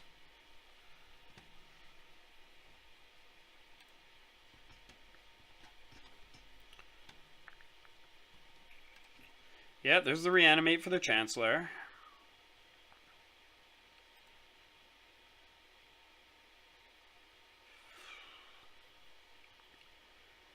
Well... And a Reanimate on Noble Hierarch. Guess gives them an extra mana. And shortens their clock a little bit. Alright. Well, we can't cast any spells, because they just get countered.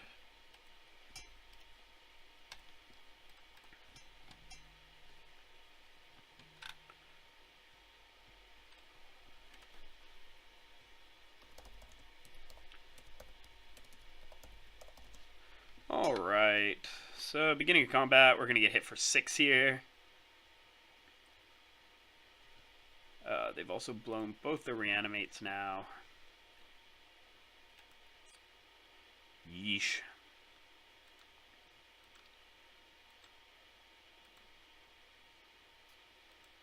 Alright, trying to think what our outs here are.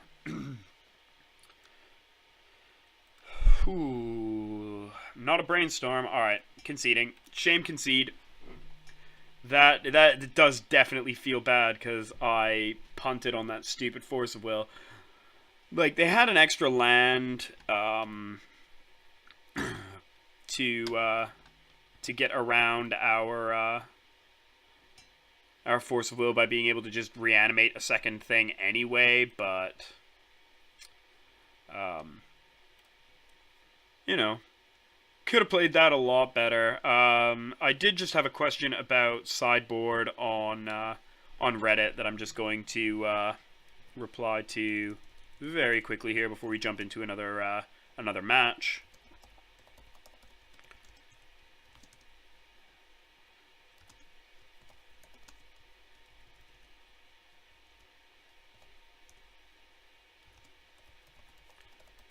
And then we'll jump into another match, and hopefully I don't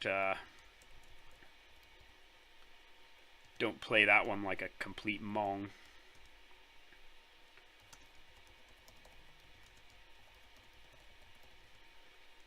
All right. Problem with the sideboard in this deck is there's a lot of one-ofs.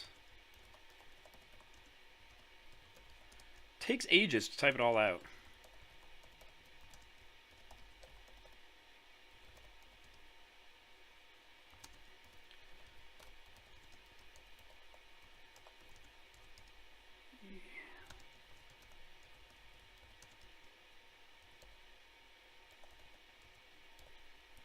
All right.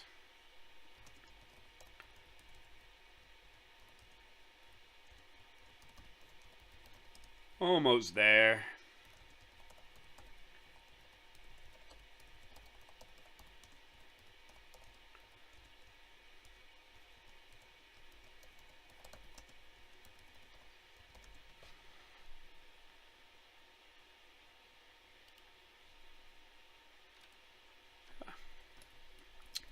If I could type.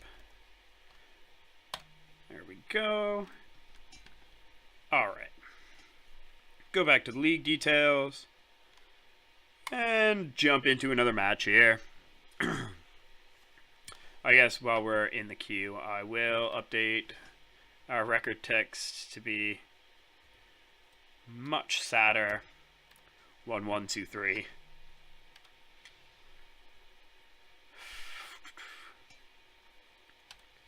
All right.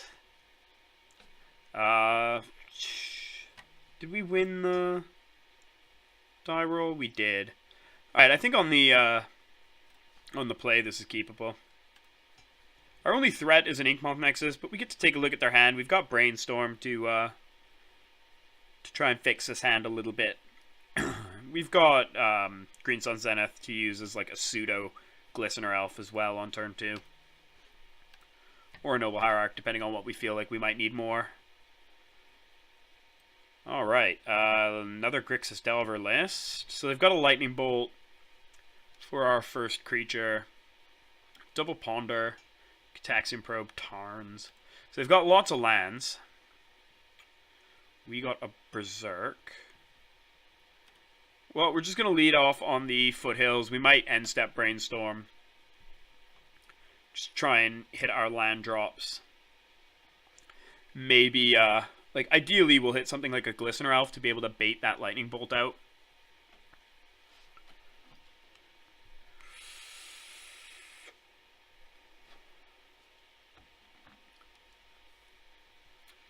Yeah, so here they're going to be able to probe us. The nice thing is,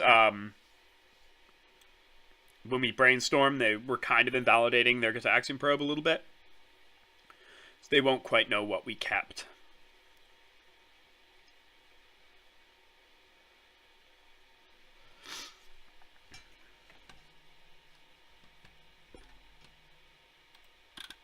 Alright.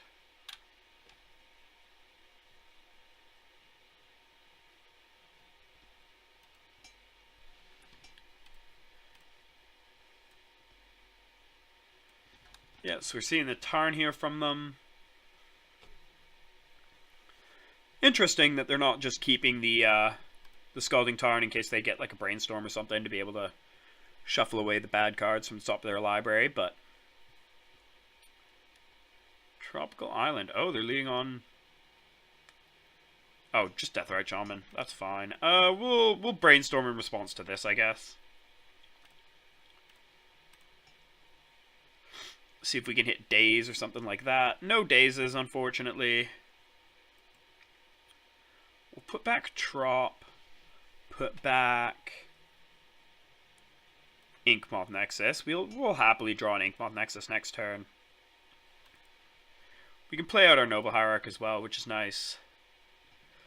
We didn't see any Wastelands in their opener, which is also a nice thing. So play Inkmoth. Play Noble. This does mean we are shields down to an extent. And they've got access to basically any color of mana they could want. With their Deathrite Shaman there. They might be greedy if we're really, really lucky and they just don't think and they go ahead and Lightning Bolt our Noble Hierarch here. I'd be kind of okay with that. Considering we just know that we're drawing Tropical Island anyway. Young Pyro. Yeah, that's fine. Again, they still have 1 mana up for Lightning Bolt, but... Oh.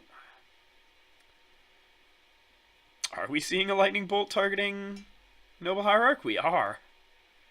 That's aggressive. Very, very aggressive. But, ultimately, I'm okay with that. So we'll animate our Inkmoth. Go ahead and attack for 1. This way we can keep up Spell Pierce for anything worrisome on that end, or we can just Brainstorm again on their end step. I'm a big fan of the end step Brainstorms.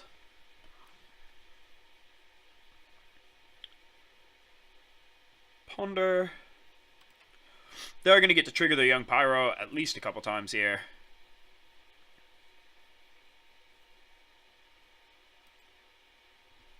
It's a good thing about Young Pyro for them is that Young Pyro lets them kind of get some value out of their spells even if they do get countered. Opponent has approximately infinite mana. Infinite dudes.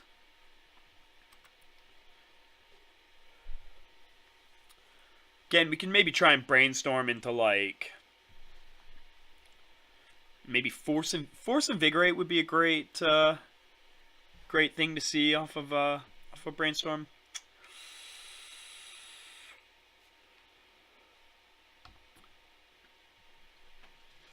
Just a Force of Will to be able to protect our guy without having to spend a mana. Invigorate to combo off with the Berserk. Here we just happily take 3. Oh. Interesting.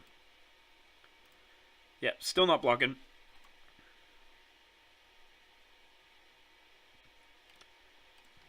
End step will Brainstorm. So our opponent only has access to 1 mana. We're going to put back Green Suns. We'll put back Windswept Heath, I guess. I don't really want the Green Suns at this point. So we can have the Heath instead. We'll go ahead, animate our Inkmoth. Not a big fan of seeing Pendelhaven in our hand, but I'd much rather been happy to be able to crop rotate for it. But the crop rotation can also just grab us another Inkmoth Nexus if we need to.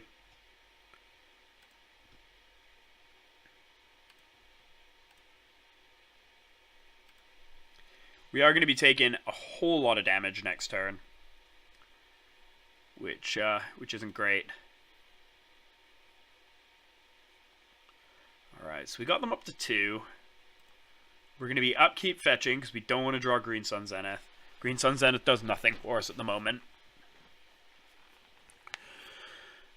We just got to see if our opponent has some way of getting us dead here. So they've got, what, 2, 5, 7 damage? 7 damage is quite a lot for us to have to just be able to take. Because we do kind of want this Windswept Heath to be able to actually produce mana for us, so I don't really want to be grabbing Dryad Arbor and chump blocking a Pyro. Or I guess trading with Pyro. Doesn't chump block. Still not ideal, I don't think.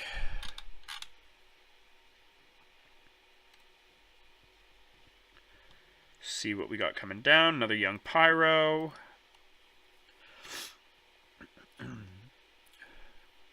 So it is likely that our opponent is going to be, like, presenting lethal next turn. Which just makes our next couple draws all the more important.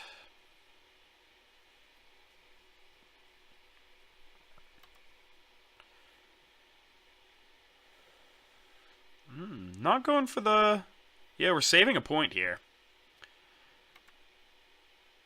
Means they might have something like a Fatal Push.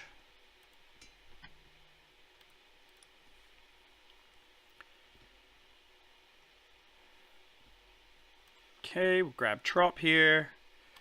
And big draw off the top. That's a pretty big draw. Okay.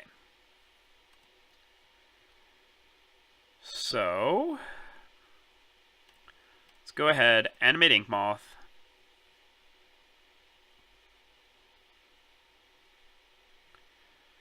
Go to combat.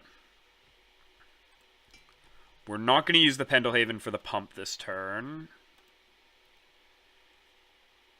So, they can't block. They've got 1 mana, so they could have something like Daze, I guess. This helps us play around Daze as well, just keeping our mana up.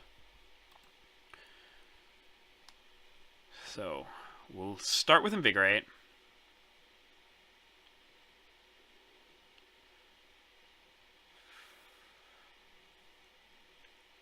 Invigorate resolves.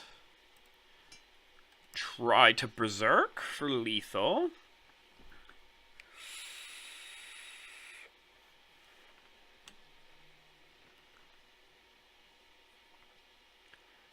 Now we see blue and a Spell Pierce. Well. Spell Pierce back. This leaves us with the green, so if they do have an additional counterspell here, this leaves us with a green up if it's Daze, so we can just pay for a Daze, and if it's Force of Will, then we can... hey, there we go. They just scooped up. So, managed to get through there a little bit better that time. Again, Blue Elemental Blast... Flusterstorms, Teferi's Response. They did prioritize green mana that time pretty highly, but I still don't think I quite want Submerges. Bring in Needle. I don't really like bringing in Surgical Extraction. I just don't think it does enough in this context. Go down 1 Force of Will, go down the Jace, and run it back out. These Grixis Delver lists, I don't know how essential bringing in the Pithing Needle is, but I feel like if we can get it down on turn 1 named Deathrite Shaman, something like that, it really slows them down. Because it does shut off everything from Deathrite Shaman. It's none of it, even his mana creating ability isn't a mana ability because it does target. This hand seems fine to me. It's not really disruptive, but we've got 2 threats. Potentially a third in crop rotation. We can crop rotate away for a for an Inkmoth Nexus.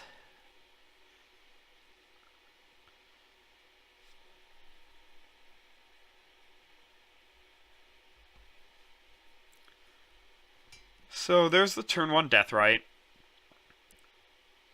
So now we can just turn 1 Needle, rather than playing the Glistener Elf.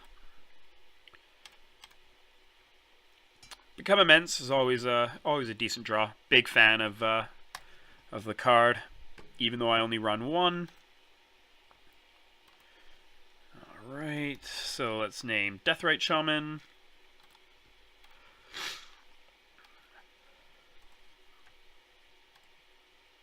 Opponent was F6 there as well, which means I don't think we have to worry about days at the moment.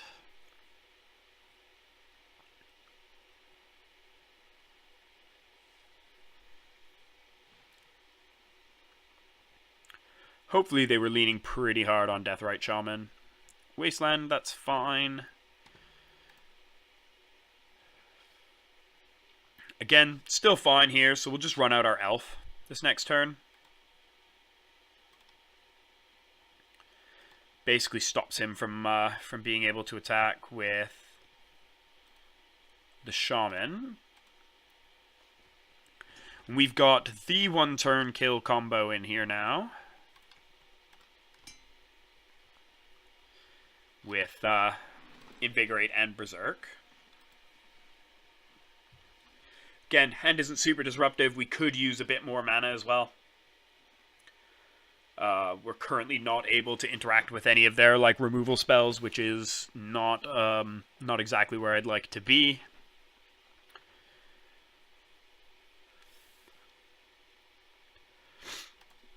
Depending on how this turn goes,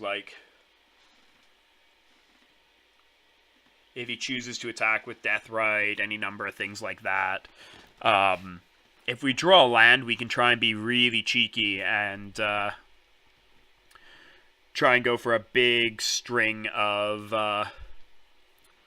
spells to try and be able to make our Deathrite big enough, or our Glistener Elf big enough to kind of trample over the blockers for lethal. Days, you say? Okay. Well, we can't quite do that. I'm gonna just take 2 seconds here. You just have to run into the other room for a sec. Just bear with me for 2 moments here, and I'll be right back.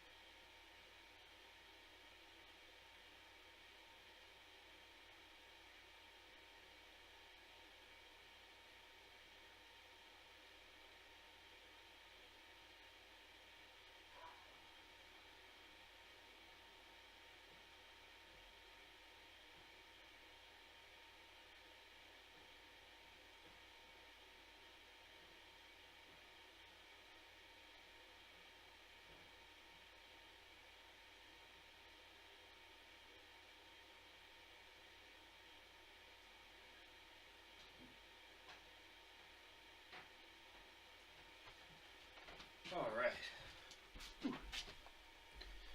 Okay, sorry about that. And we're back. Didn't burn too much of our time up on the clock there. So, I'm just trying to think here. There's no way we can get enough mana to be able to, crop rotate and become immense and berserk. And them being able to block with the Delver of Secrets means that we can't realistically get that last point through. So we are just gonna pass a turn back here. We get to represent Days. which is pretty handy. And we've got a crop rotation if they have something like a wasteland to try and get us off of our one land. Not exactly how I'd like to be using crop rotation here, but Diabolic Edict. Well, here we're just gonna float green, daze.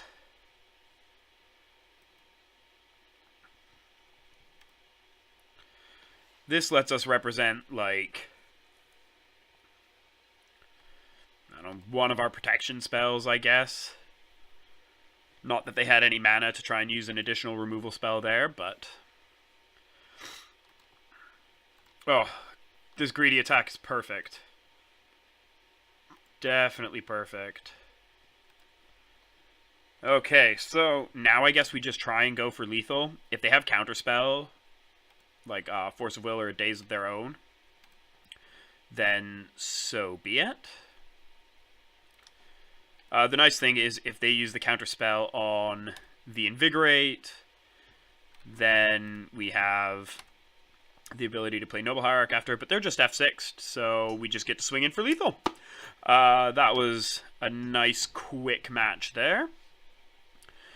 Gets our record a little bit back to something a touch nicer to look at. We're positive on both sides of the record, so looking at a nice 2-1-4-3 at the moment.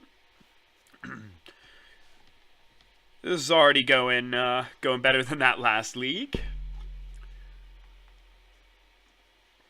Even though I punted pretty hard in the second match there against that Black-Red Reanimator deck by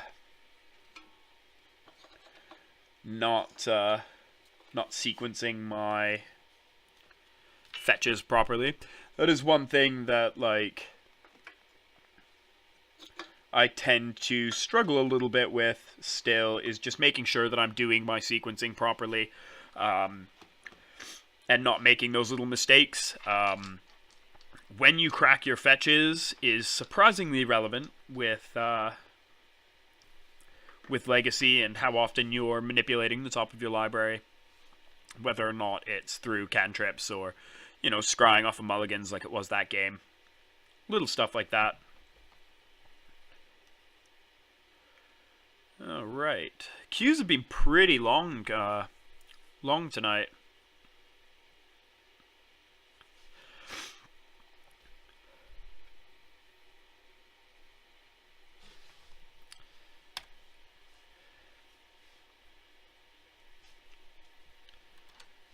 Okay. Again, this hand seems fine. No pump spells, but we've got a lot of interaction. We're also on the draw, so we get to see one more card, decide whether or not we want to cash in our Gitaxian Probe, and we get a little idea of what our opponent's doing. And if they're doing something that's like turn 1 unfair, we've got a force for that. Boop dead, yep. They, the power of the Invigorate Berserk combination with our little 1/1s. I swear they're totally unassuming, completely fair 1/1 creatures. Alright, so here we can play out our Trop, Gitaxian Probe them. If we have to blow a Blighted Agent on a Force of Will, that's fine. Alright, so double Lightning Bolt, double Brainstorm, Force of Will, Volcanic Island. Well, we drew a forest. We're going to play out the elf. See if we can't maybe get the a Lightning Bolt and a Force of Will out of their hand. Puts us pretty low down on cards as well, but we get to be a little ahead. Oh, they've got double force now. Gross.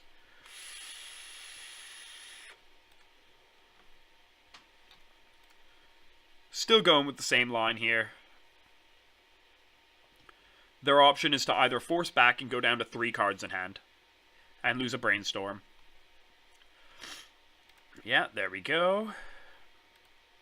They get to eat our elf. It is unfortunate that they got the blind flip on their Delver.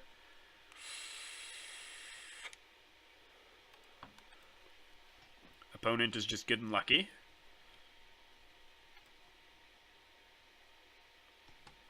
Alright, an Invigorate off the top. That's not too bad. We might see another force here, but no, they're letting our Blighted Agent resolve.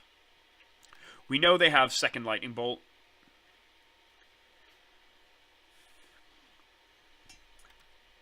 Again, we're going to try and pull those counter spells out of their hand. This time, they're getting something I feel is a little more relevant out of our hand, though. They are getting our Invigorate. But it's whether or not they want us to have the Invigorate. Yeah. So now they're down to one card in hand. They've got their big old 3-2. But realistically, I think we've got a lot better live draws to get us out of this than them. Ooh. Another land is not it, though. Well, let's just start swinging for one.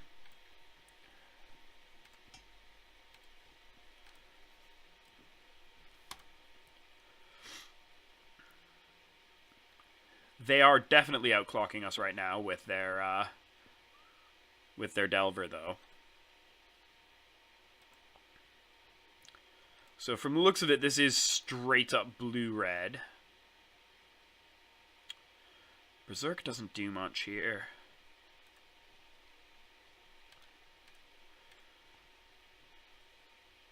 Well, let's animate our Ink Moth. Go to combat and attack. So depending on whether or not we think they've got an additional way of dealing us a bit of damage here, we could theoretically Berserk their Insectile Aberration when it attacks. Lightning Bolt. Well,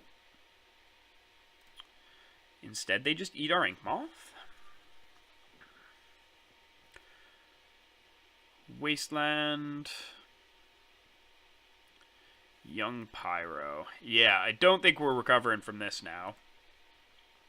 They just had all their lightning bolts. Alrighty. Yeah, I don't think we've got any draws here that are live to save us. Yeah, we just died to 2 turns in the air. So we're just going to concede. Not that we're really showing them any more or less there. Again, we've got this set of stuff. This isn't... I don't believe this is a Delver deck from what we've seen. So we'll leave the Pithing Needle in the side here. Maybe grab our Surgicals this time. Take out Probes. Again, don't like dealing myself that extra damage.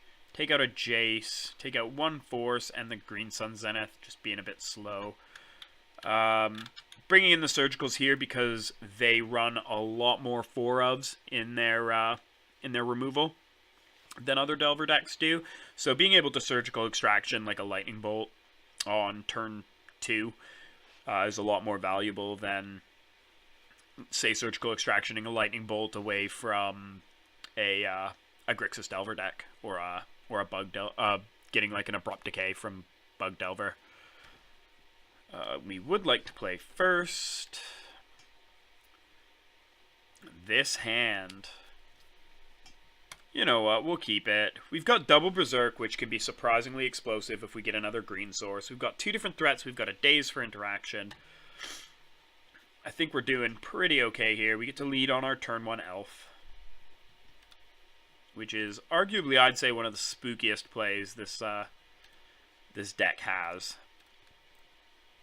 Again, we're pretty weak to Wasteland, but I think we get to be a bit ahead on board if they go for turn 1 Wasteland.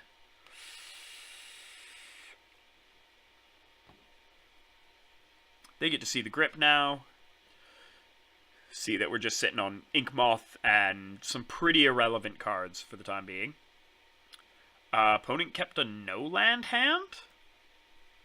Interesting. Well, I'm liking our chances more and more here.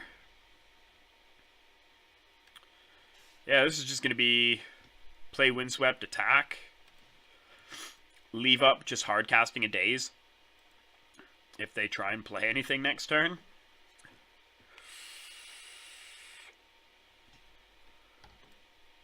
So here, I'm actually going to Daze their Gitaxian Probe because I think they're digging for a land. Really think they're digging for land. If we get baited here, we get baited, but I really feel like they kept no land.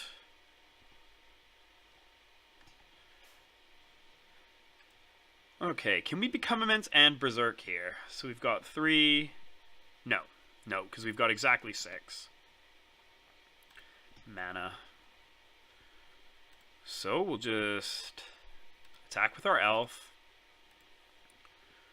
We'll play second elf. It's not like they can do anything scary like Pyroclasm this turn. Yeah, there's the scoop up from our opponent. They kept a very greedy hand. I think they were leaning on Gitaxian Probe, getting them a land in one of those first couple turns. That is something that I've learned to not bank on. This hand is bad. So very bad. It's way too slow. Our turn 1 play would have to be Dryad Arbor. And then pass.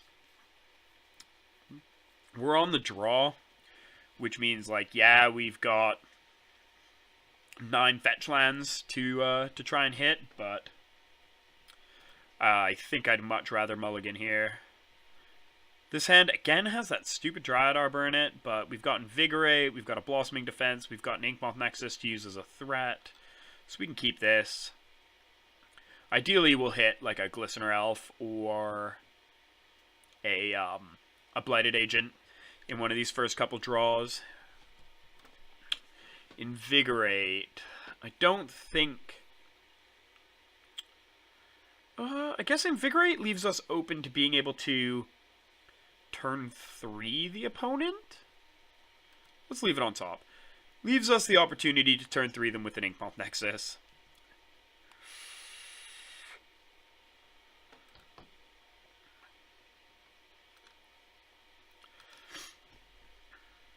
So we know our draw this turn is Invigorate. We'll play Tropical Island first. Don't really want to leave the Inkmoth Nexus open to being just kind of wastelanded this first turn. Alright. Alright. No hesitation on the attack from our opponent there. Alright, now we can play out the Inkmoth Nexus. If they go for a wasteland, we can animate it and Blossoming Defense it. If they don't go for a wasteland, then we get to keep our Blossoming Defense for protecting it when we try and kill them. I mean, one of the ideal turns here would be them just, like, hitting another land, not flipping Delver, attacking, playing, like, a True Name Nemesis and tapping out. Alright, so they did flip Delver. They've got a Forked Bolt in hand now that we will just have to remember. Forked Bolt is very easy for us to play around, though. And we'll just end step Brainstorm here. Opponent is having no trouble with their mana this game. See if we hit anything particularly interesting with Brainstorm. Or if it just eats a counterspell. I'm definitely okay. Oh, they do have black in their deck. Interesting. I guess we just didn't see any black games 1 or 2. We're not playing for the Spell Pierce. We are just A-okay with that getting countered.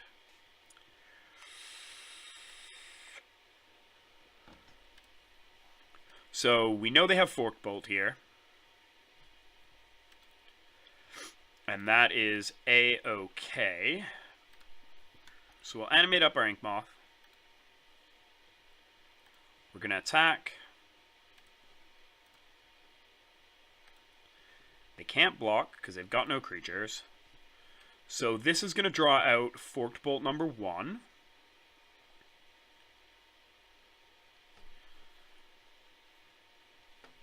Ah, Lightning Bolt.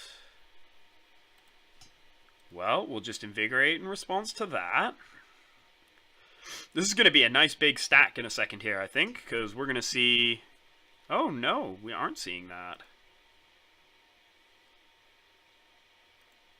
Are we just seeing them taking 9? Yeah, we're not running out Blossoming Defense into an Uncracked Fetch, because then if they have something like Fatal Push, we just get completely baited there.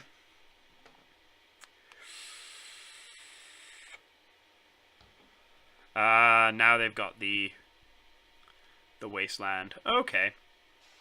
Bit unfortunate, but there's no better way of playing around that than what we did.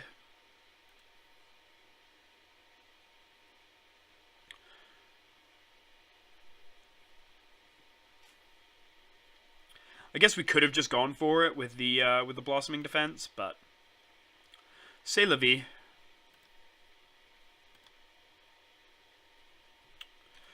Well, that wasn't a very good draw. This would have been really handy last turn, but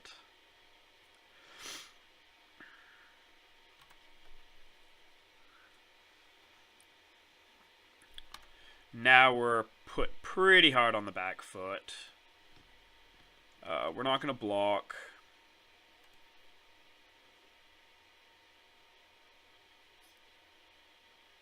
Deathrite, yep.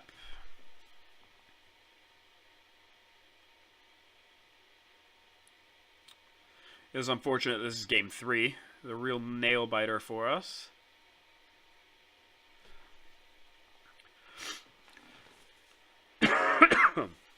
Oof.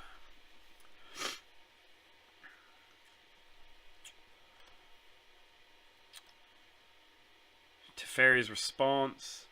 And that's just going to be game, unfortunately.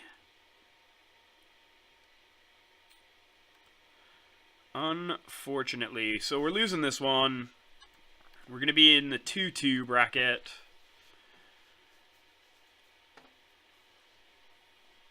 Which isn't great. We are going to block here.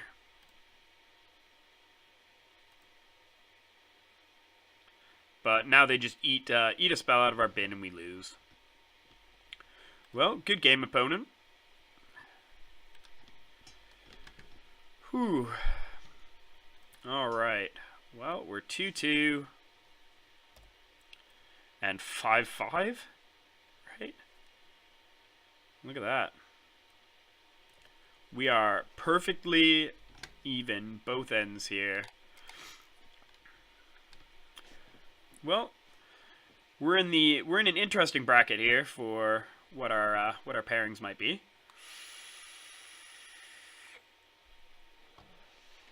Could be some spicy rogue deck that's be doing itself pretty well, or it could be somebody like us who's just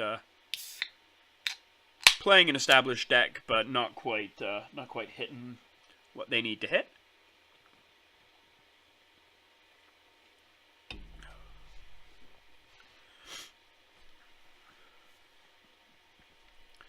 Then yeah, I think what we'll do after this is see if anybody wants to play. I'll see if any of my mates want to play a quick game. And then otherwise we'll just hang out in the queues.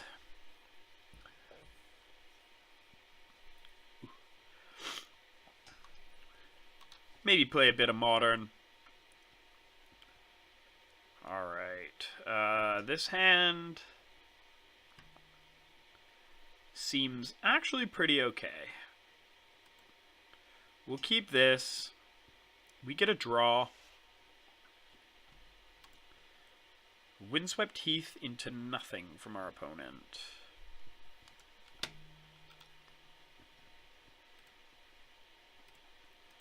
So we'll just Forest Noble Hierarch. We don't really telegraph what we're up to off of that play.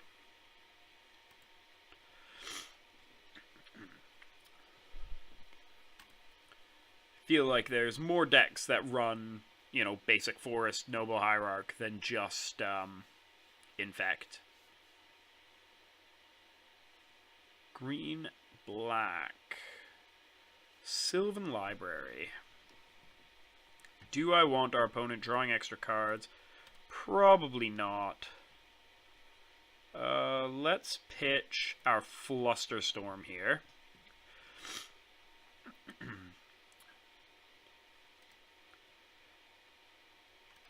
Daze is technically a little bit easier for us to cast. Oh, there we go. And now we can cast it for free. So let's run out our Blighted Agent. This lets us keep our Windswept Heath for, like, Dryad Arbor if they try and hit us with the Edict effect. Like, if there's something like Green-Black Rock. Or we can just crack it for a Tropical Island next turn. Deathrite Shaman. Might be seeing Abrupt Decay here.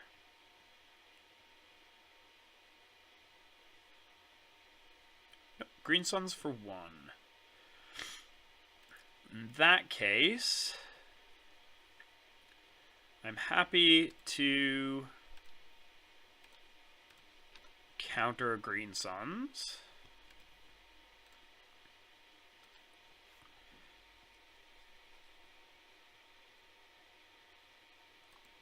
We aren't doing anything with that blue, but that at least bluffs some sort of counterspell from us. Okay. We'll replay our drop. We'll just attack on in with Blighted Agent. Start hitting them for 2.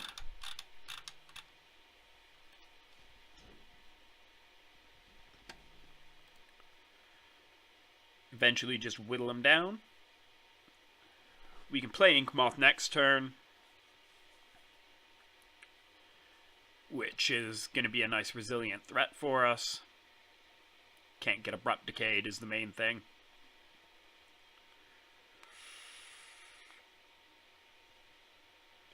Alright, Leovold has entered the building.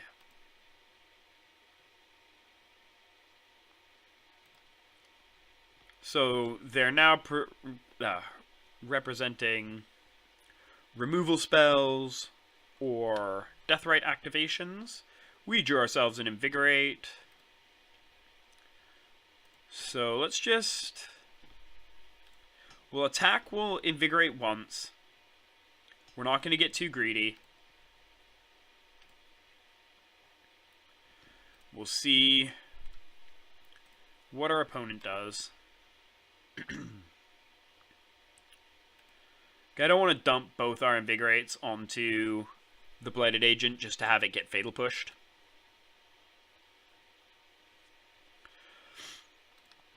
This lets our Inkmoth be lethal just on its own as well. Fatal Pushed or Abrupt Decayed, really. Yeah, we're just seeing a Deathrite activation from our opponent.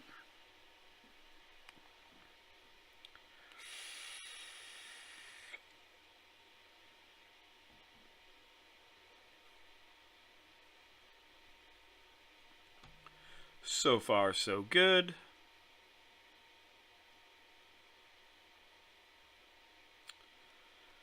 Cabal Therapy. So here they may be Blind Name, Invigorate, Abeyance? What is it? I assume that they just picked the first thing that popped up, but... Oh yeah, they just wanted to see what we had in hand. Alright. So, this might actually be Sultai Delver. Maybe I'm not 100% sure.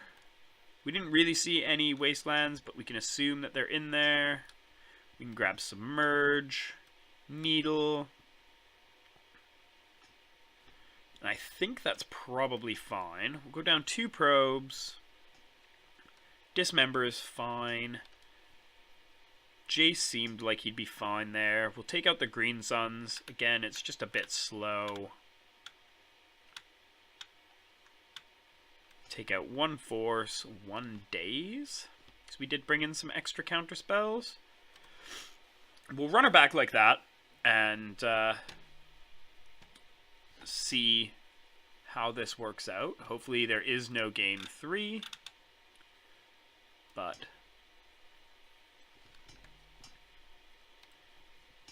if we do go to game 3, still fine. This hand seems okay.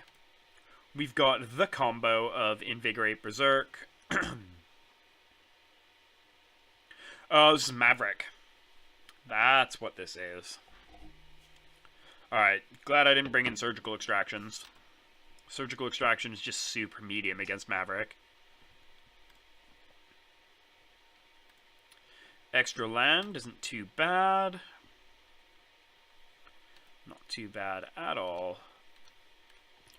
So this is going to make it really tough for them to like try and wasteland us or cut us off of blue in general.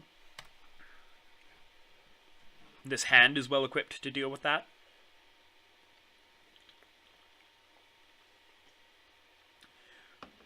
They're also kind of like a weenie creature-based deck.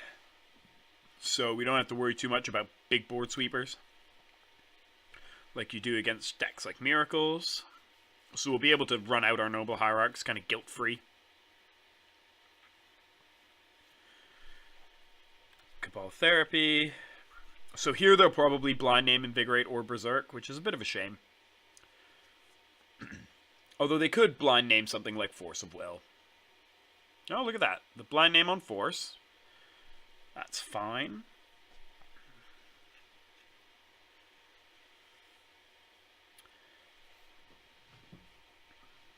Blind naming Force of Will is just...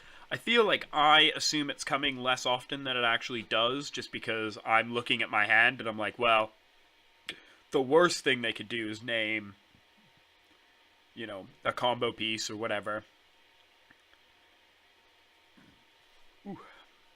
Alright, so now they're going to sack Veteran Explorer to Cabal Therapy us again, I assume. Yeah, this time they'll name something relevant. The nice thing is they can't touch our Inkmoth Nexus, so we still get to stick our threat next turn, and then we have some additional draws to try and get whatever they strip from our hand. I feel like the correct call for them is probably Invigorate here. Like, although admittedly, we're less likely to draw another Berserk, but like 2 Invigorates will kill them just as easily as Invigorate Berserk with a Noble Hierarch out.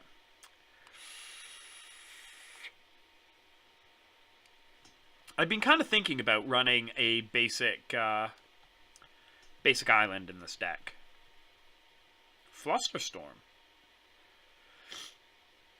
Alright. Means they probably have something like swords in hand?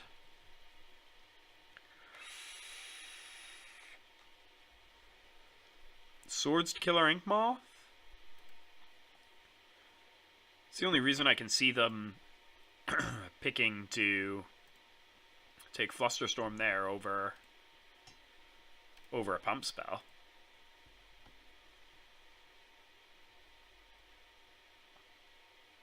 Alright, well, here we get to attack them.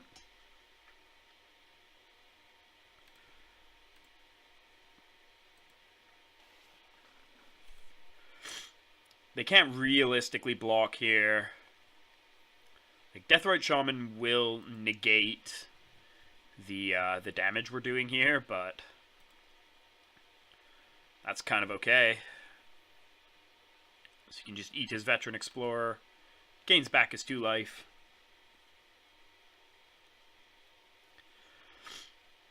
But realistically, we had no reason not to go in hot with the Noble Hierarch there. Baby Jace. Oh, Kid Jace? What's his nickname these days? Baby Jace is he Baby Jace now, and 3-mana Jace is like Party Jace? I can never keep track. I think I'm kind of okay taking it slow and steady here. Like, I almost guarantee they've got a removal spell for this Ink Moth. So, I'm not going to blow the Invigorate Berserk on it this moment. Instead, we're just going to attack him for 3.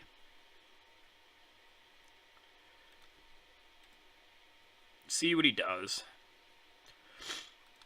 Because realistically here, we've not cast any spells. He has no idea what we drew. He might just take the 3. And he did, so that's perfect. So now we can just run out our Jace.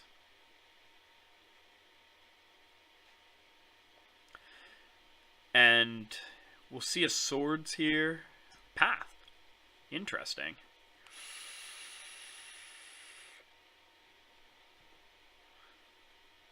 We're not going to use Path's ability because we know we have no other basics. Jace is going to help us dig for a threat here. And that's exactly why we didn't want to blow our Invigorate and Berserk on the Ink Moth that turn. Yeah, there's the Nug for 2.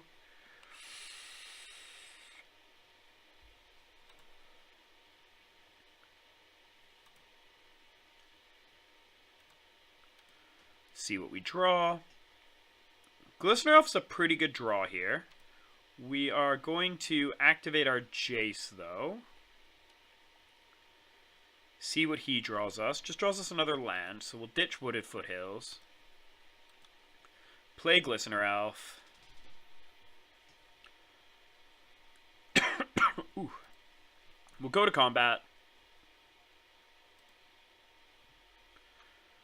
We will attack with the Noble Hierarch.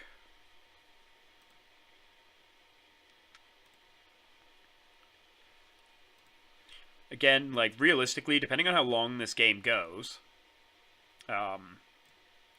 we might actually have to try and think about, like, a regular damage kill. Which is not ideal. In no circumstances is that an ideal way to be trying to win the game. But it's doable. You know, like, we've got 12 power and Noble Hierarch damage right now.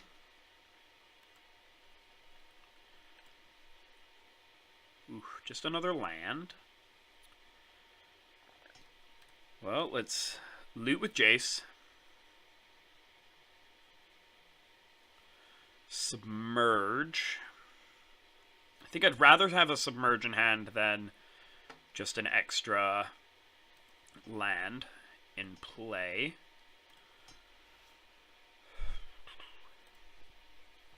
Well, let's attack with our Glistener Elf. Ooh. I've got quite the tickle in the back of my throat tonight. We'll see if he blocks. No blocks. Again, pretty unsurprising there. Again, opponent probably has just a million kill spells in hand, so we're not going to blow our Invigorate Berserk because we are really I'm really thinking that this might end up having to be how we pump up like a Lethal Dryad Arbor or something.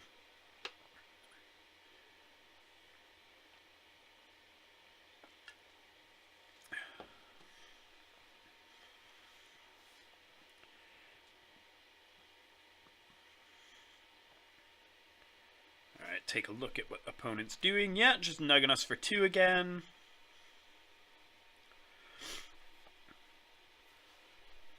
Those are very exciting graveyards we've got going on today.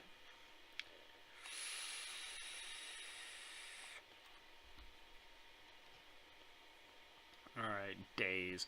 Daze doesn't really do much for us, so let's draw and discard again.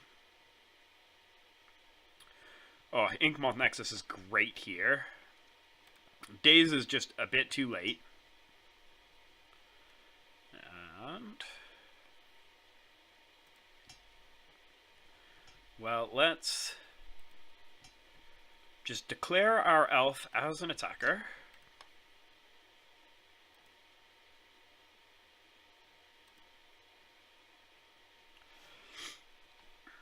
If we see no blocks here... yeah, not surprised to see an abrupt decay there. Kind of fine with that. They've got one card in hand. We're going to stop in their upkeep. We're going to put Deathrite Shaman on top of their library.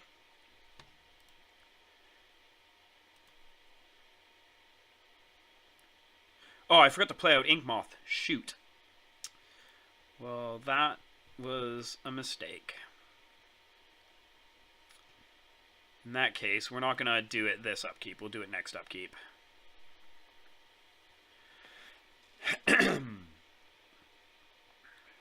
What do we see in here? Pernicious Deed.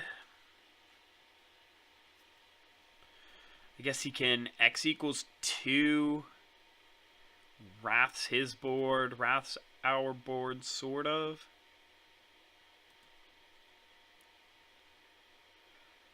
I think I'm just kind of okay with that.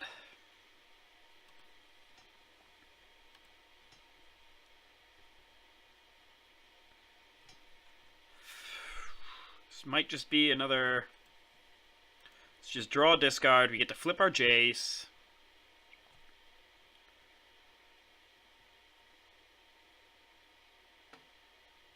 He's going to gain himself some life. Oh, we don't flip Jace here then. Do we want to flip Jace? Yes. We'll crack our Windswept Heath in response there. Is he going to, like, path it?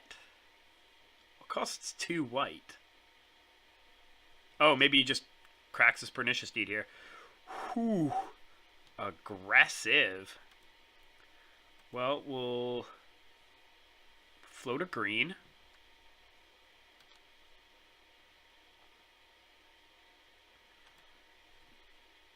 Wow. That's going to work out pretty okay for us, I think. So we still get to draw discard. We'll just discard Gataxian Probe. Play an elf. Play an Inkmoth Nexus. Alright, opponent. It's all on you now.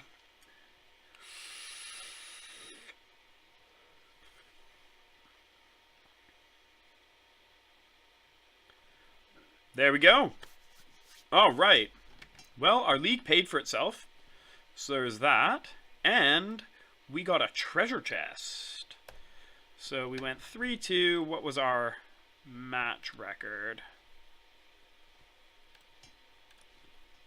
Return to details. Oh, we 2-0'd that one. Very nice. Very nice indeed.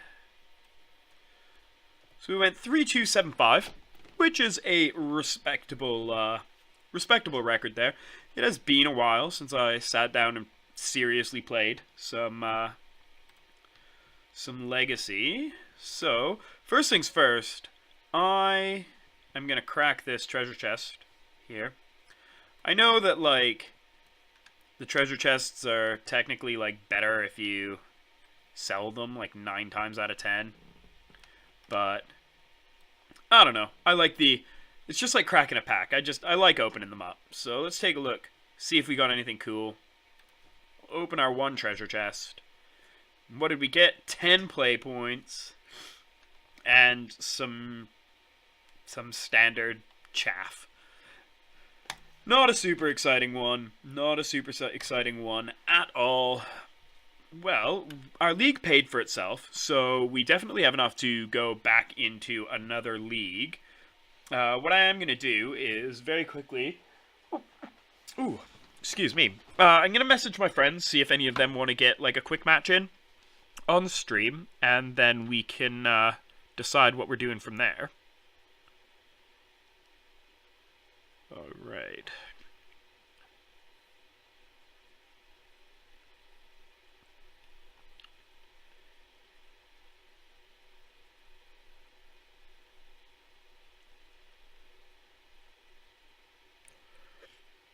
Alrighty.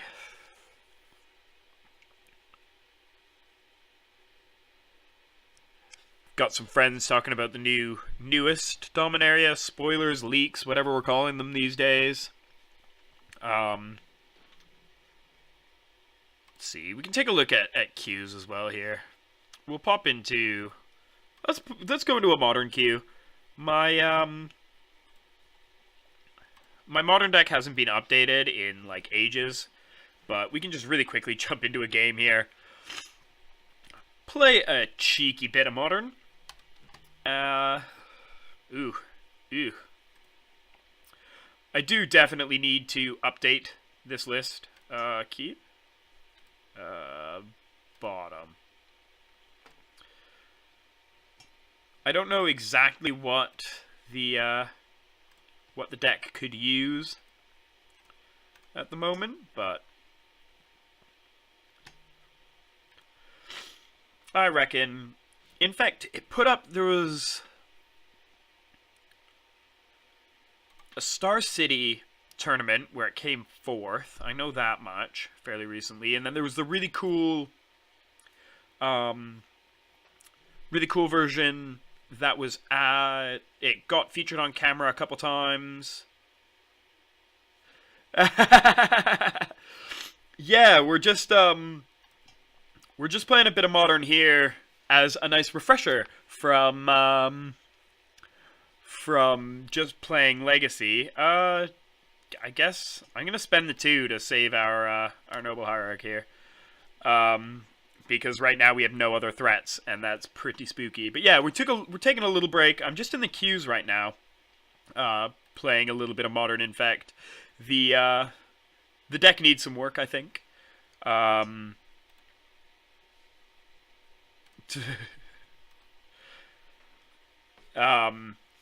really interested in the version that was on screen in GP Phoenix, I want to say. I think it was Phoenix, last weekend. The one where the guy had, like, Assault Strobe in it.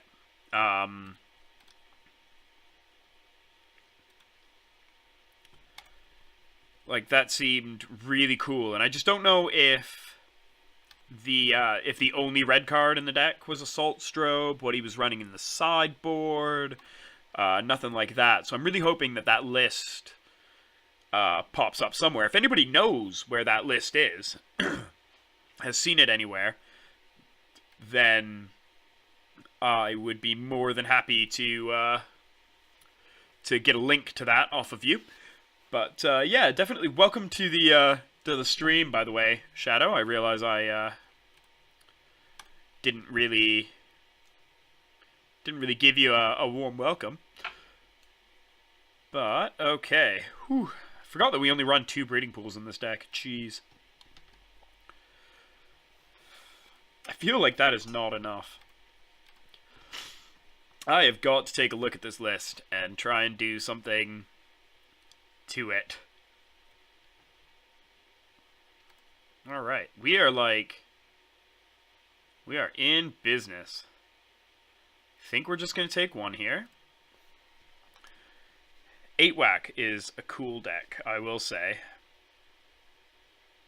I feel like these really aggressive red decks are pretty well positioned. I guess we are playing Modern. We do not need so many upkeep stops. Okay, well, here we're just going to lead on attacking with Agent. Hit him for 2. We'll play second Agent.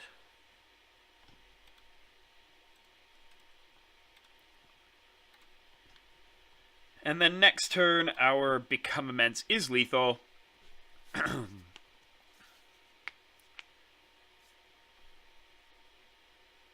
So as long as he can't, like, machine gun down our board or deal us 12, like, I don't doubt that there are ways that he could deal us 12 here. Bushwhacker, Pile Driver, protection from blue, that's fine. Opponent's tapped out, we take just 2. Not too spooked about that. He still can't block us. He's tapped out. Fire Blast is not legal in this format. Post-mortem Lunge in a sideboard. Okay, I am not going to lie to you. I do not know what Post-mortem Lunge does. And I haven't set up MTG Bot yet. So I'm going to have to look that one up. I'm just going to pull it up on my phone. But that... Anytime I hear that there's cards that can go in the sideboard that I've never heard of, that sounds like a good time to me. Alright, well, let's attack with our guy. We have exactly 6 mana to deal exactly 8. I know back when I was first getting into, like, competitive Magic, I thought that the Miracle pump spell was super cool. But, I mean, obviously that is just not a good enough card. Post-mortem Lunge. Look at that. Get our opponent up to 10. A Black Phyrexian. Alright, what does this card do? Black Phyrexian X. Return target creature card with converted mana cost X from your graveyard to the battlefield. It gains haste. Exile it. Okay, that is a pretty cool card. It's kind of similar to, like, some lists used to run, like, a one-of Noxious Revival. God, what is even good against this deck? Wild Defiance, because all their removal is going to be damage-based. So Wild Defiance is probably decent. Spellskite's probably decent. An extra Dismember? If we really need to kill, like, a Pile Driver? An Apostle's Blessing? Just a bunch of extra protection. Jace is probably too slow for this matchup. What else is probably not super important? Gosh, I have completely forgotten how to sideboard in this format. Wowee. I want to keep in the Spell Pierces because they do have some removal. Rancor, I'm still on the Rancor running train. I don't know how good it is. Maybe a Groundswell, just a pump spell out. Maybe 2 Rancors out. Like, if they gum us up on the ground, then so be it. We've got our Dismembers for getting around that more than Trample. I do think I should be switching back to, like, the Distortion Strike builds of the deck. This hand is not keepable. Even on the draw. It's just too risky. This hand seems fine. Glistener can stay on top. We've got some decent action. Decent action here.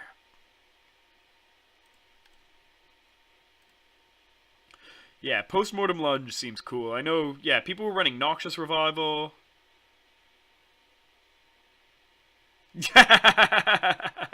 Well, welcome to the stream, Pete. I mean, I probably am making silly moves. I know you wouldn't actually be able to tell me what the silly moves are. Wrong hand. No, this hand is great.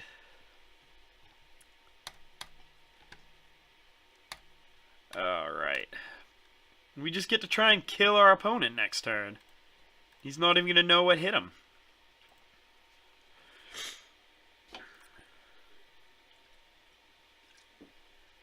Oh.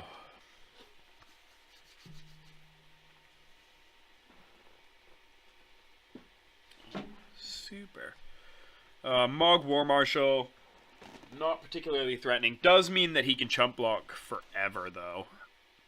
So our Glistener Elf isn't killing him next turn. Yeah, definitely, man. I know we're closing up for April pretty soon here, but you know, we all miss having you around. I'm actually out on Thursday, so if you want to like shoot me a message, if you're out and about on Thursday. Even if we draw colored mana here, we're still we still can't quite kill them because they just block with a goblin. But yeah, we did need to draw colored mana to try and kill them that turn, but this is fine. Totally fine. We just take a turn off from attacking. We could have tried to, like, trade Glistener Elf for one of their creatures, but really they just block with the Mog War Marshal because they weren't paying Echo anyway. We just give them a goblin anyways. Oh. Foundry Street Denizen. Goblin Pile Driver. Oh boy. How potentially dead are we next turn? He gets +2/+0 for each other goblin. 2, 4, 6, 8, 9, 10, 11, 12. Ooh. Ooh, the threat of us being dead next turn is very real. Okay, so that's the newly controlled one. Let's make this one a creature.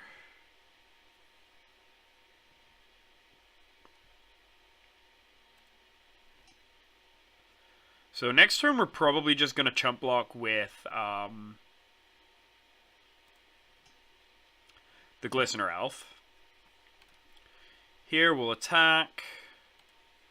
When he declares no blocks, because he can't block a flying creature, we'll just use our Groundswell this turn.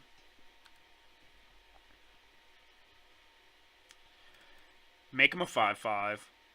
Then next turn, even if we don't draw a colored mana, we can just use Might in our main phase.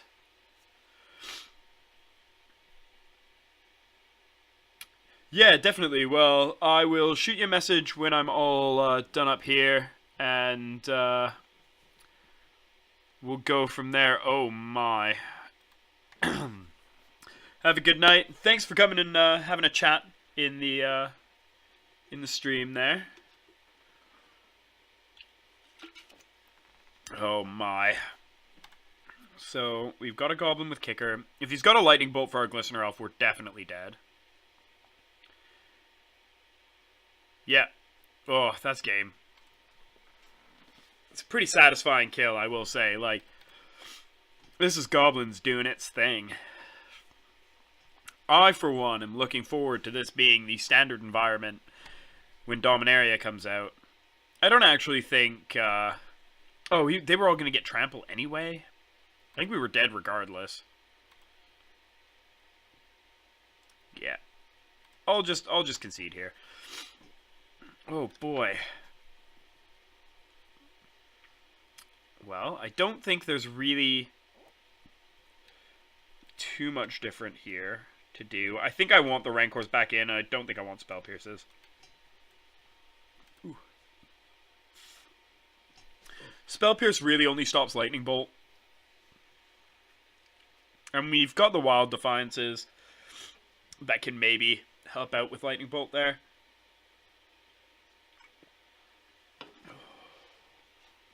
Gosh, a 12-point swing.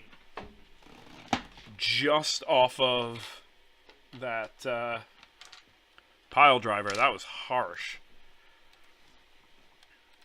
I would like to play first.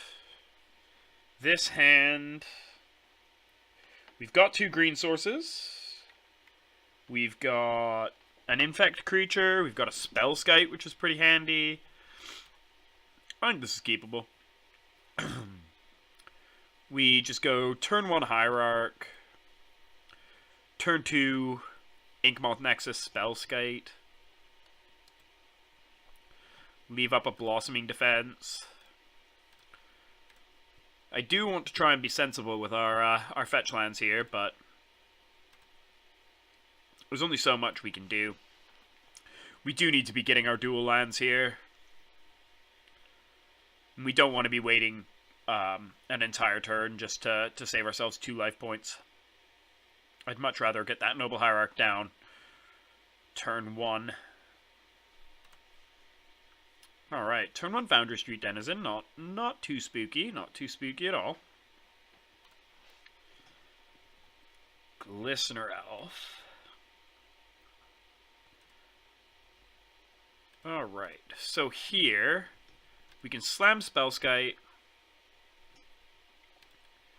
We can slam a Glistener Elf. Because realistically, we've got a decent amount of protection for ourselves right now. The Glistener Elf is not going to be our main avenue to trying to win here, but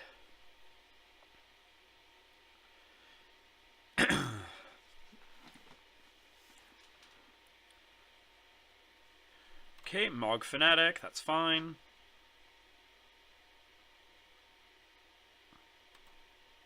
Floating a red. Okay, Legion Loyalist. That's A-okay by me.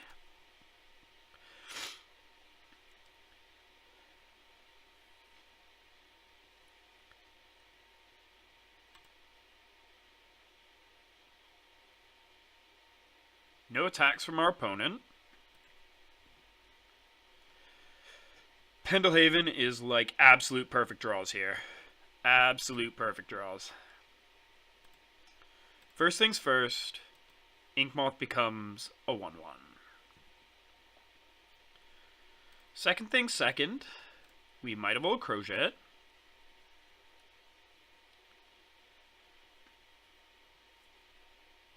Then we go to attacks.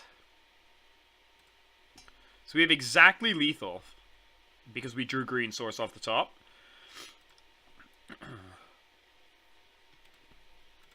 Opponent doesn't know that yet. But they are about to find out. Let's pay 2. Mutagenic Growth is just a heck of a card. I mean, it's no Invigorate. Yeah, we 100% win here. There's no universe where they've got a way out. Well, for my first foray back into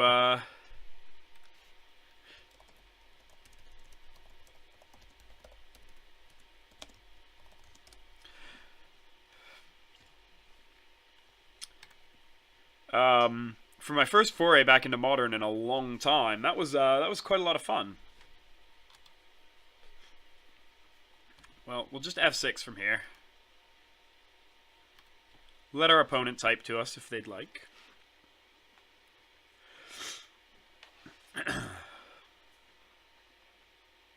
Yeah, that first game we got rewarded by being really aggressive by protecting our Hierarch from their Mog Fanatic, and this game we got rewarded by taking it nice and slow and running out things like our Spellskites, and yeah, look at that.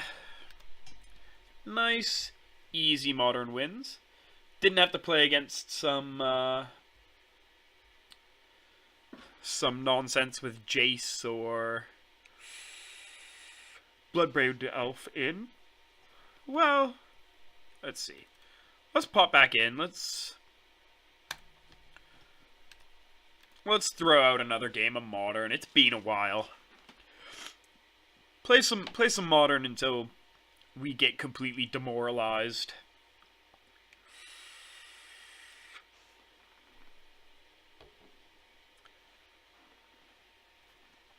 Definitely think I'm going to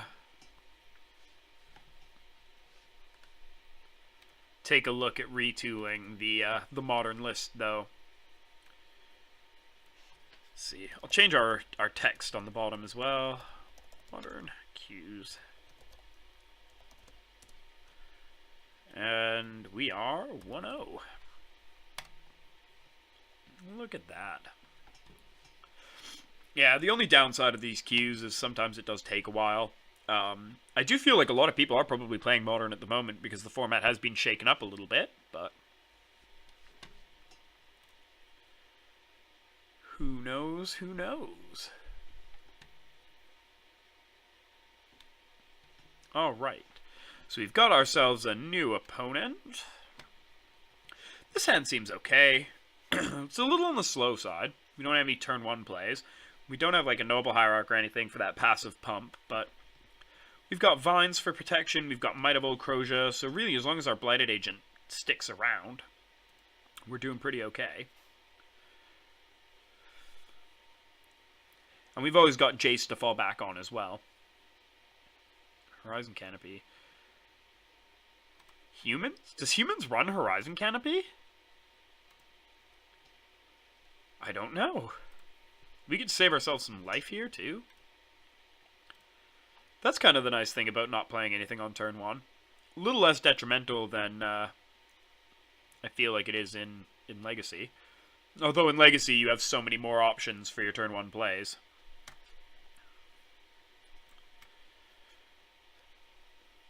Whew. This is definitely humans. Definitely humans. So humans removal spells, they run... What? I assume they run Path? And they get cool stuff like Reflector Mage? But I think our opponent is a little ways away from a Reflector Mage at the moment.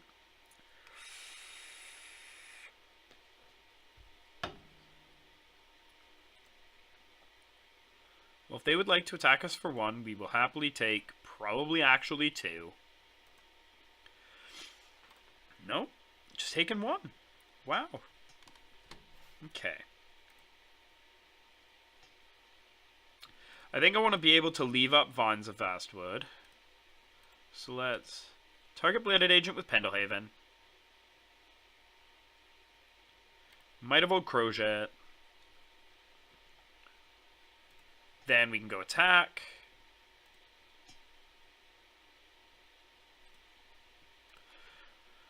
Let's see.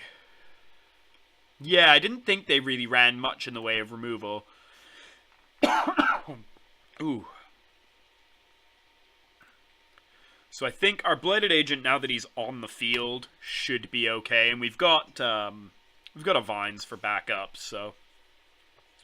Really, unless we get hit with, like, Thalia here, and then a Path. Let's see. We'll crack Windswept Heath in response, just in case he has something, like, I don't know, a Leonin Arbiter, for no reason. I think we're more likely to be seeing, like, Thalia, Meddling Mage, Kite Sail Freebooter. Well, you can see that we have... Nothing but redundancies in our hand. And a lot of spells that kill ya.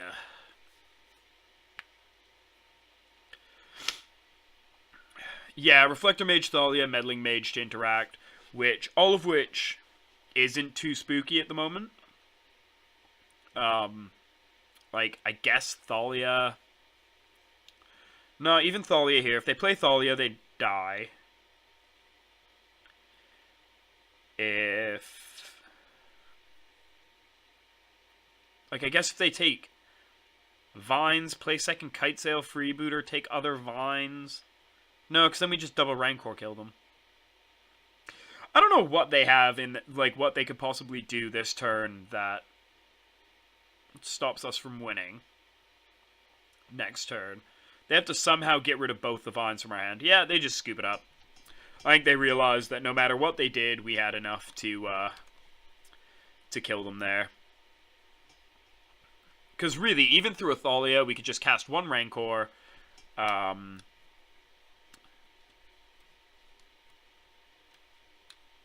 Rancor and Pendelhaven it. There we go. That's the word I was looking for.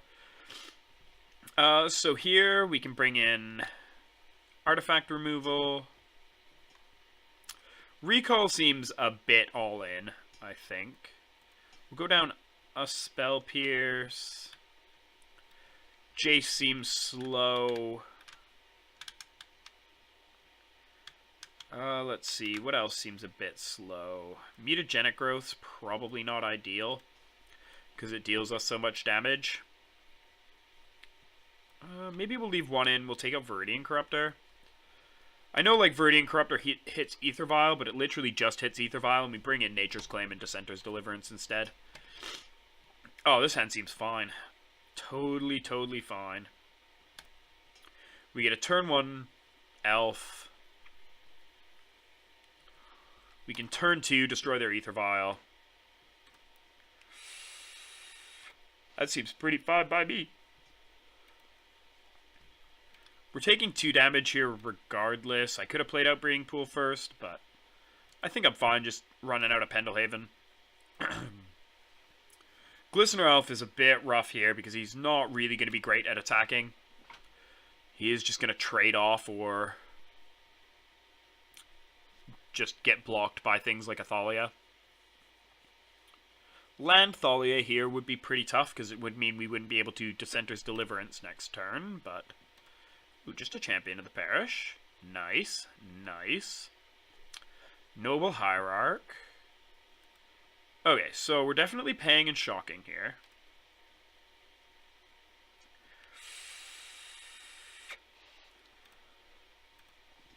I'm just going to go ahead and Dissenter's Deliverance this.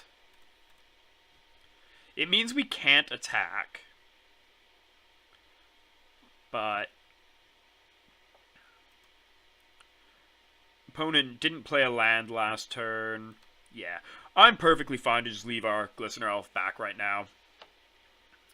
Next turn we can, like, Noble Hierarch, Blighted Agent.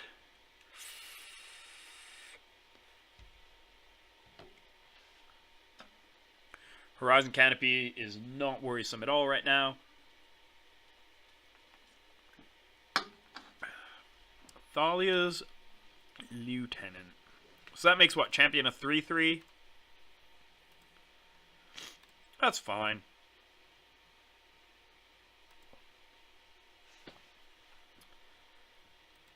Not too worried about just taking 3 here.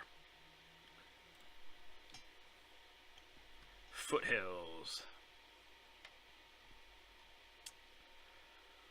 Well then. Let's play Noble Hierarch. Let's not tap like a fool because I played out our Ink Moth. So let's play Noble Hierarch first. See if we can get in for some medium beats. Our opponent might just not be willing to trade off their Thalia's Lieutenant here. Because Thalia's Lieutenant represents a lot more damage than this measly 2 Infect. And then we can just play out an evasive threat. Now we're in a pretty good position to start thinking about lethal damage next turn.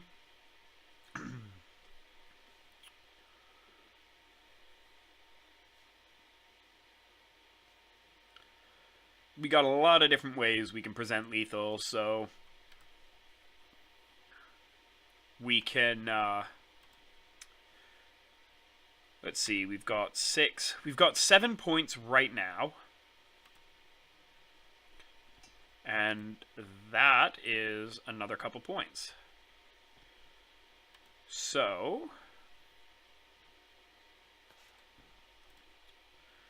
let's target Blighted Agent. Let's Might of Old Croja. So there's our 7.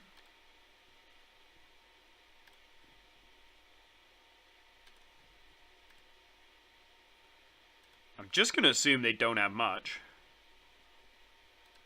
Let's go to blocks. They do nothing.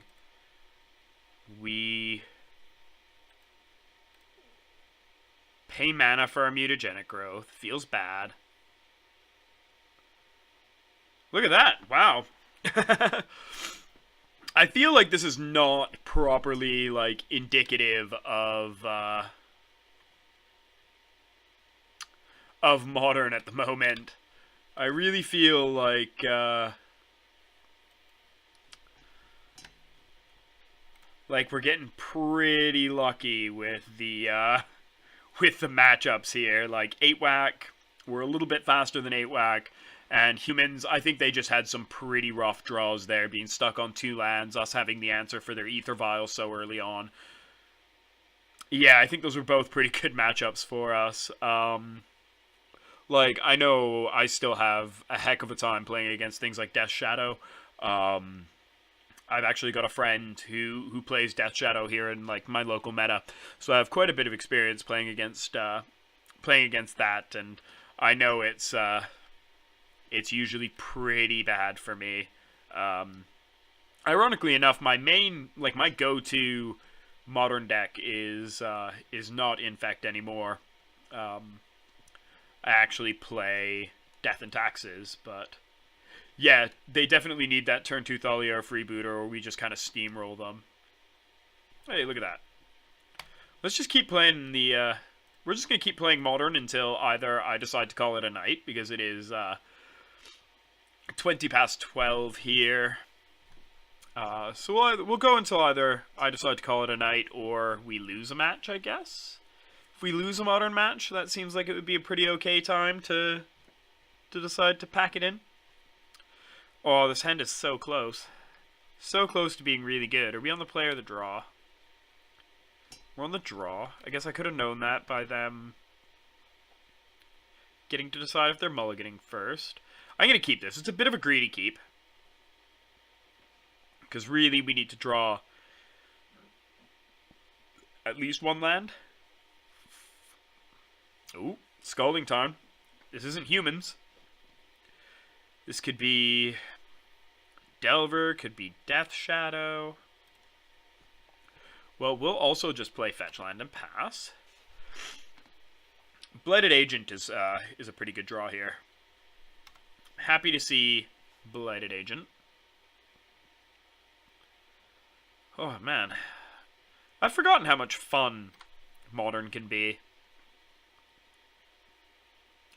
I haven't played Infect in Modern in so long. It's nice and refreshing. Takes, like, I don't want to sound horrible, but I feel like it takes a lot less,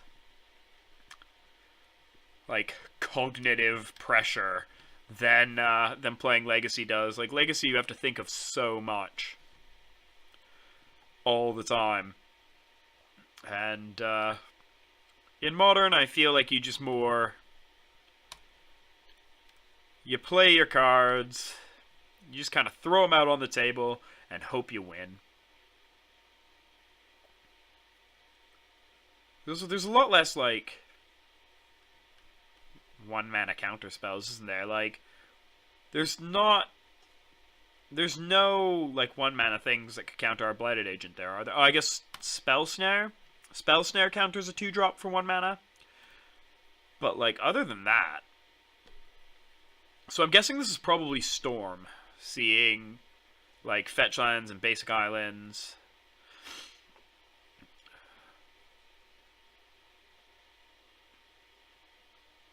Is this just, like, a slow start to a Storm hand? Are we getting Blood Mooned?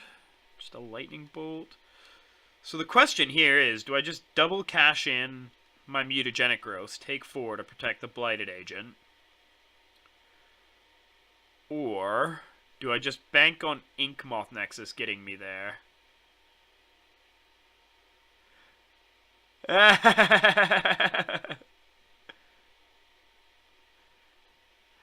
Oh, poor Shadow. Getting told he doesn't play Magic with his friends. Oh, right. God, I'm tanking really hard over this. Do I just let Blighted Agent die? What's the likelihood? Yeah, I think I want to bank on Inkmoth Nexus. It seems really aggressive dealing myself 4 just to protect a Blighted Agent. Especially because we don't actually know what they're... I assume seeing Lightning Bolt, I don't think it's Storm. They could have mana leak. That's true. That is very true. Alright, so we play out Inkmoth. Let's make this first Inkmoth Nexus a creature. So now we get to hold up some amount of disruption here. I really appreciate another colored mana at some point. Yeah, it could be like... Yeah, it could be Jeskai Control, could be Blue-Red Delver. Is Blue-Red Delver really a deck? I know another one of my friends has a Blue-Red Delver list. Alright. See what you got.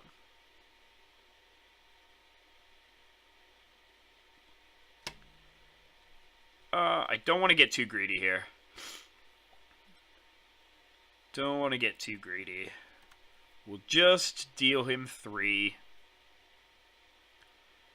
Preserve our Inkmoth Nexus. Yeah, I guess we've really got to see what this Flooded Strand ends up going and getting. Alright, so they're just holding up. No 4th land. That's good to see. Alright, Misty Rainforest gets us another green source, which lets us be a bit greedier.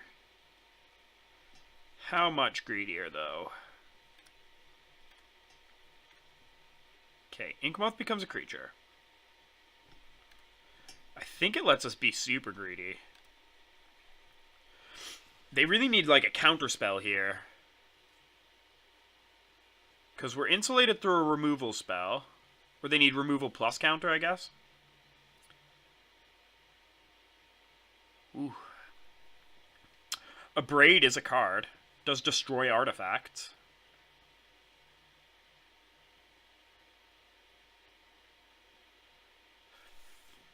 So is Kolaghan's Command, but Flooded Strand makes me feel like we're probably not seeing...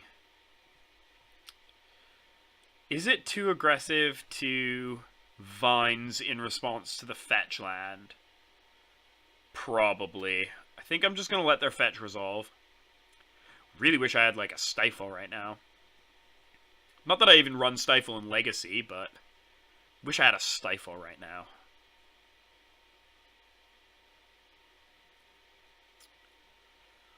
Or ideal would be like seeing a Forked Bolt, but I think Forked Bolt's is a sorcery anyway.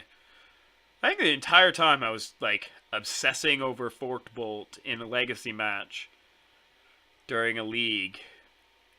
I think the entire time Forked Bolt was just a sorcery.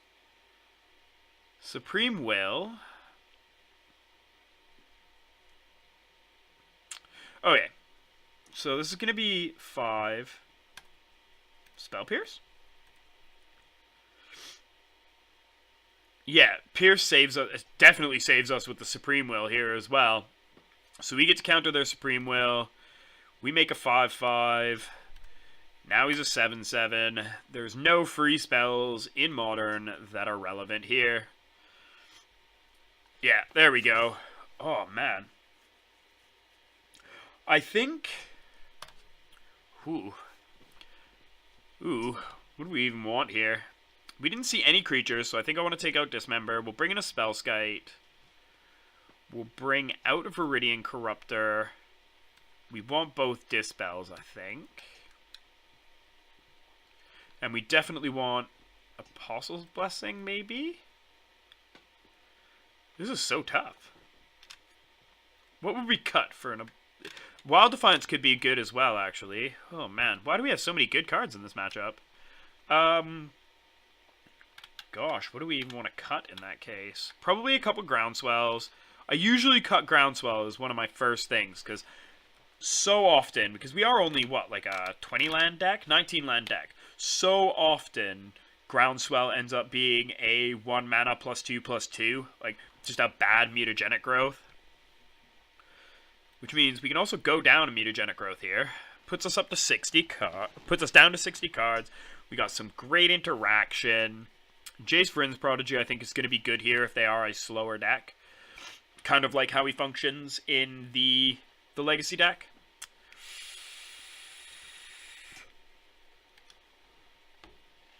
Oh, this hand seems fine. Hand seems decent plus. We'll keep this. Opponent leads on turn 1 Serum Visions. I've been thinking about Serum Visions in this deck still.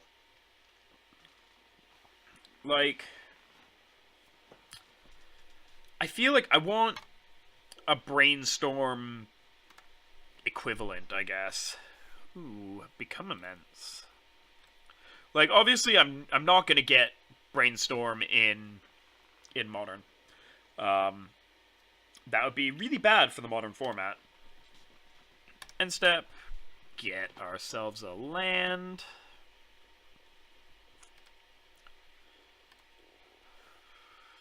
Mightable Crochet. So I think here I'm gonna lead on the Jace, because I'd rather play Blighted Agent when I can keep protection up. Ooh. Oh gosh. I'm gonna be horrible. And I just need to run into the other room for a second again. Oh my. Let's close some of our windows. Jeez. Okay. I'm just gonna be 2 seconds here. Just tell our opponent we're gonna be back in a sec. And if you guys hold tight, I'll be back in a moment.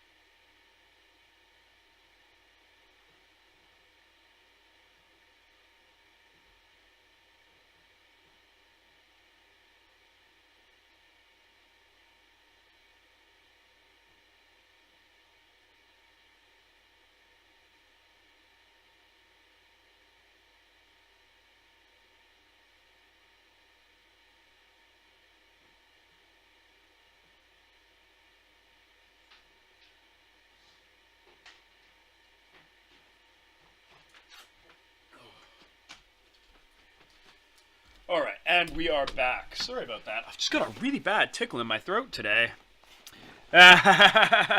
No pizza for me. I've been on a low carb thing for a while. I've just got a really bad tickle in my throat today, and I had to go have a little coughing fit off of or away from the mic. Now I've got water. Hopefully that helps deal with that. Oh. All right. Noble Hierarch. Noble Hierarch, what do you do? I think we'll just play our Foothills. Play our Agent. Now we've got Spell Pierce. We've got a Jace activation to dig for something. I think we're in a pretty okay position right now. Pretty okay. I've really got to... Man, now I want to start brewing up some spicy Infect stuff for Modern. I definitely think I want a second Jace. Definitely think I want a second Jace. Alright. Still not entirely sure what our opponent's on right now. Ooh, they've got Cryptic Command mana. We could get Cryptic Command tapping down the team. Anger of the Gods. Well, let's hope they don't have their own Spell Pierce here. We are taking some damage. God, I really feel like 2 breeding pools is not enough breeding pools. Why am I only running 2 breeding pools now? I feel like 3 is probably more correct, but...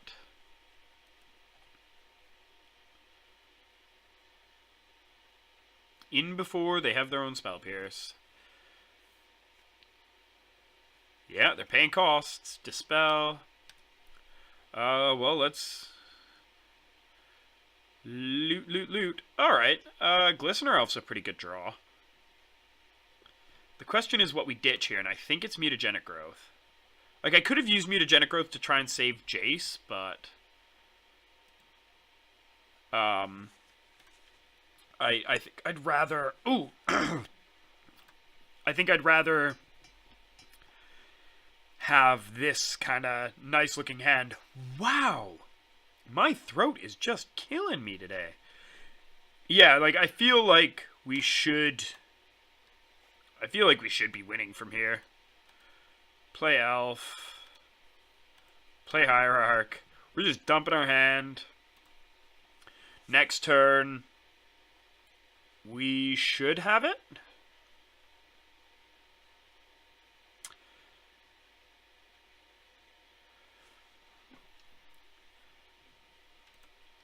I could have used pump spells to save my creatures from the anger there as well, I guess.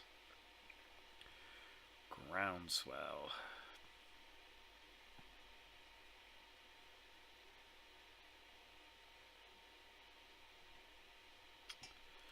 Well, let's see what mysteries opponent has. Might of Okroja. Go to the beginning of combat step. Pass through the beginning of combat step.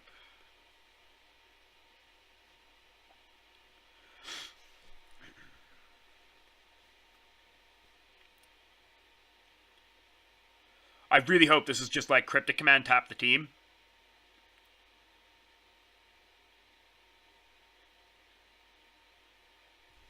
Okay, let's float a blue. Cryptic Command can resolve. Animating Mon Nexus.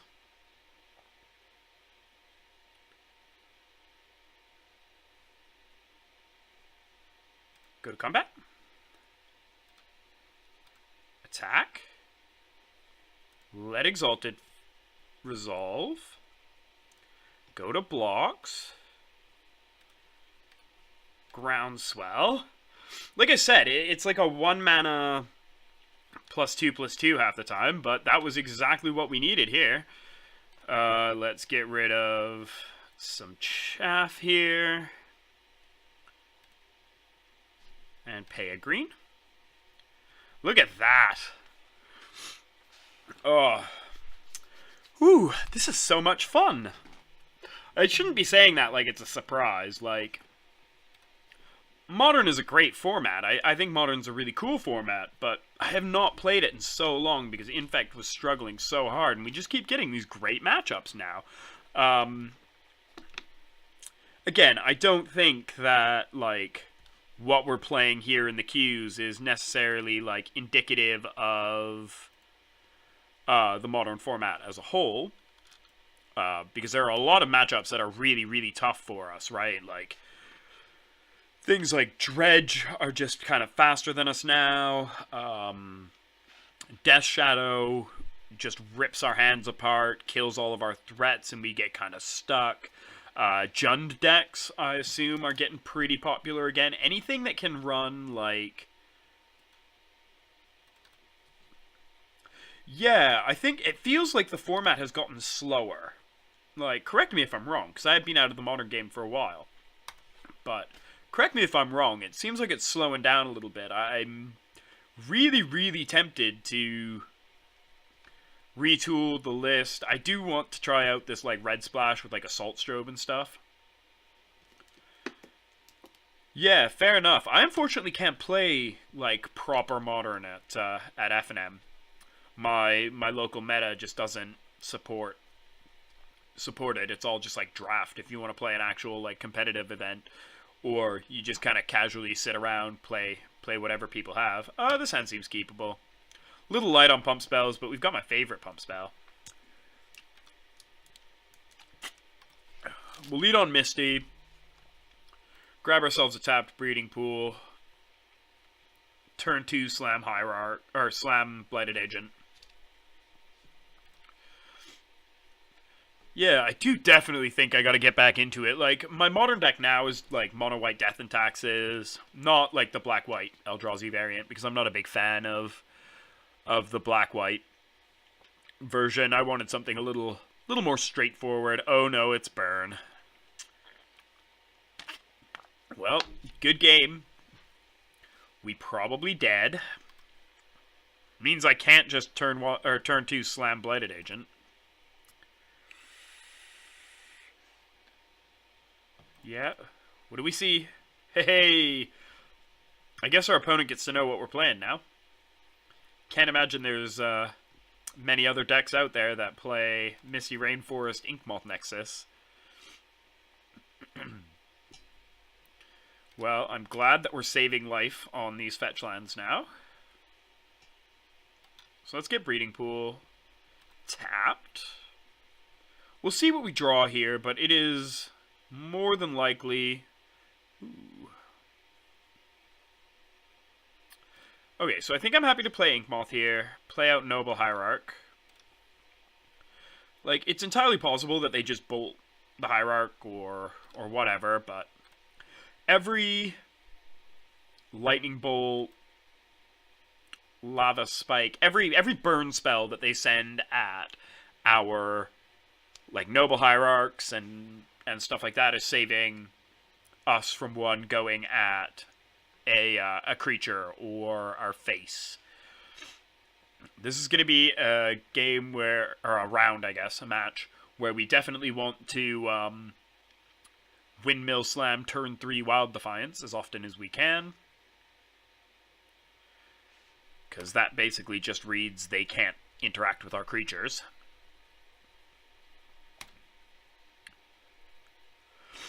Alright, we might just be seeing...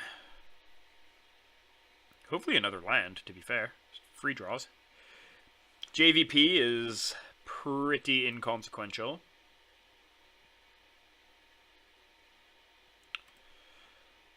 Depending on what our opponent does here, we might just be able to try and swing for lethal next turn, though. Right? Am I wrong with that? Oh, no, we don't have near enough stuff to become immense. Never mind. I'm being silly.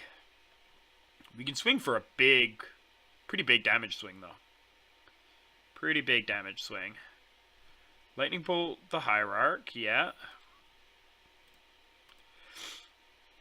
That's a bit unfortunate. So we knew about JVP. Here we can... okay, we'll play Windswept Heath. We will animate Inkmoth. This is a bit of a riskier line, I think. Some Windswept Heath. Crack it. Get Forest. Groundswell. Oh no, we're still short. We're not doing anything with this green mana now. I was too excited. I did not need to crack that there. It's next turn that we can try and do some spicy stuff. Extra Goblin Guide. Oh boy. Now I really wish we'd saved that Windswept Heath. We could have tried to manipulate our Goblin Guide flips. But it's fine.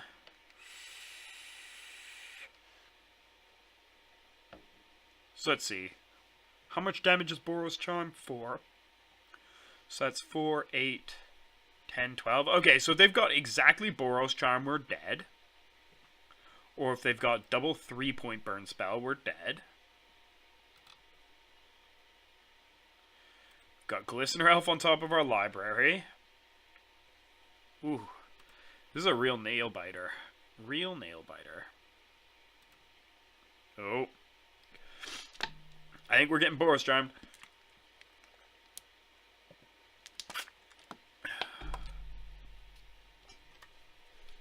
Just gonna hover over this concede game. Boros charm? Yep. Concede. Right? My maths aren't wrong. Okay, I'm gonna let it go to damage in case my maths are completely off. But, yeah. Oh, no, we're on 2. Oh. My maths were really bad. Whew. Right. That's only 10 damage. Okay, Ink Moth Nexus. We animate Ink Moth Nexus. Groundswell. Oh yeah, we're still dead. Dang it. Right. We're one mana short. And I animated the wrong Ink Moth. Shame concede. Wow. Yeah, they didn't use the double strike mode. That's what I was thinking of. Okay. Surgical extractions are actually pretty okay. So's Dispel. Wild Defiance. Spellskite. Take out Dismember. Take out the Mutagenic Growth, because we don't want to be dealing ourselves that much damage. Take out Jace. Take out Viridian Corruptor. I think this is pretty okay. Could be wrong about some of the stuff and maybe want to bring in, like, I don't know, maybe an Apostle's Blessing over a Rancor. Let's try that.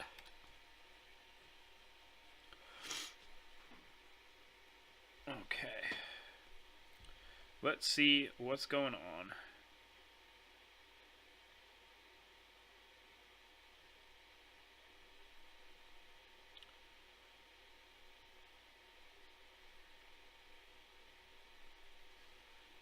Alright. We're on the play. We're going to mulligan this because there's no creatures. Oh my god. Oh. Mulligan again. Okay. Land on the top. We need lands. Okay. Fine. God, this hand is so bad.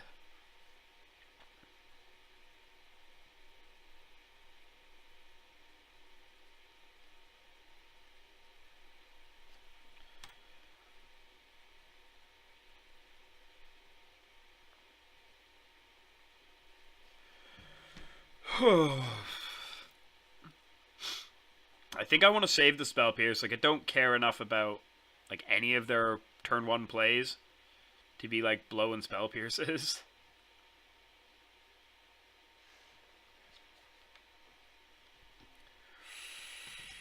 Oh, we're 3-0 now, aren't we? Ooh. Right? We've won 3 rounds. Modern Q's doing us well. Yeah, because we won against... Yeah, that's fine. Goblin Guide. Feel like I've seen this turn 1 before. Last time they had Spiring Vantage. We already knew there was a Pendelhaven on top. Netting us those good lands. Now we get to crack this end step instead of having to wait until our turn. Which means I can get a breeding pool.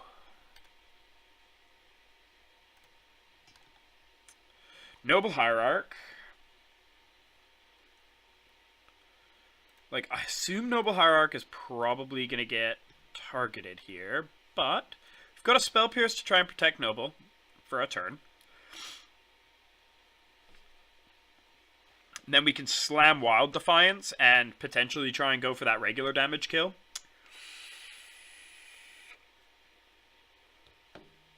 Like, literally, we just need to untap with Noble Hierarch here. If we untap with Noble Hierarch, we are so in business.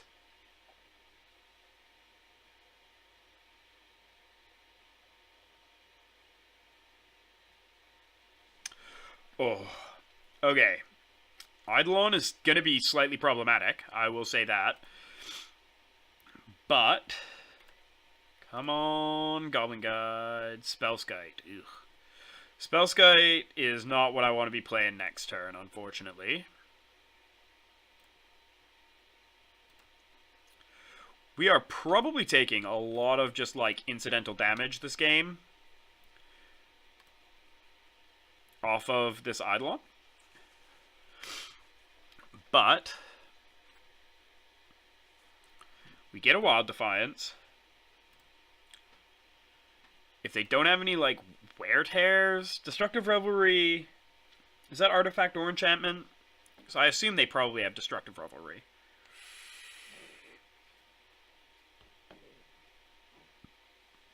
The real problem is we don't have Trample on our Noble Hierarch. Okay, Riftbolt entering Exile. We also don't have an Infect creature. We're taking at least 4 here. I feel like this is still a really bad matchup for us.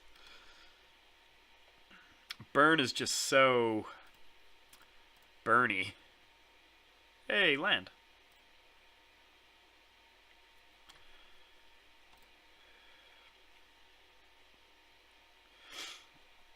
Oh man, I'm so concerned. Okay. Inkmoth Nexus. I guess what this means is we can play Inkmoth Nexus. We can play undo. Spellskite. Yes, we take 2. So risky. I probably should have paid for the Spellskite using Pendelhaven, not Noble Hierarch. I realize, but this is fine. We get 1 free activation of Spellskite before we have to start worrying about damage.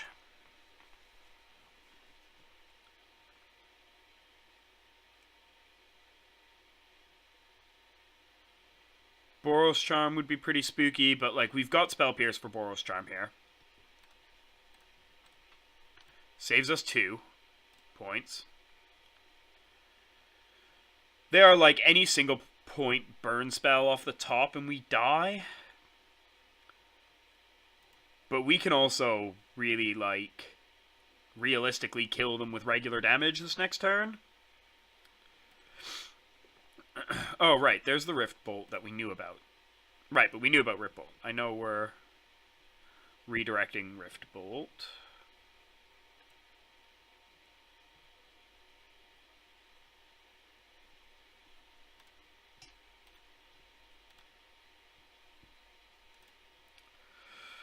Alright.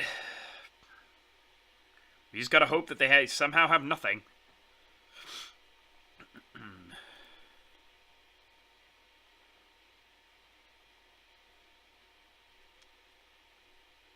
I doubt that they have nothing, but I can hope. Just 4 lands in hand.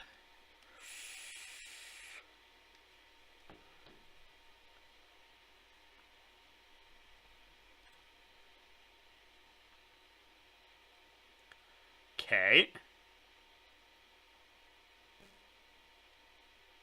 Goblin Guide triggers. Glistener Elf.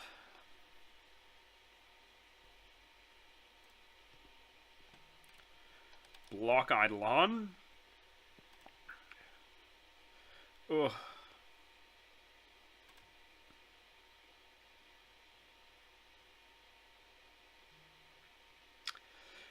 What a game.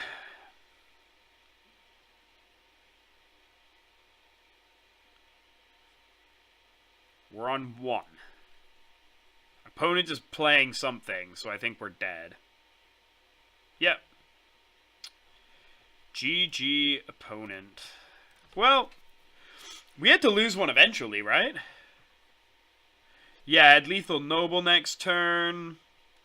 I had Lethal Inkmoth Nexus next turn as well.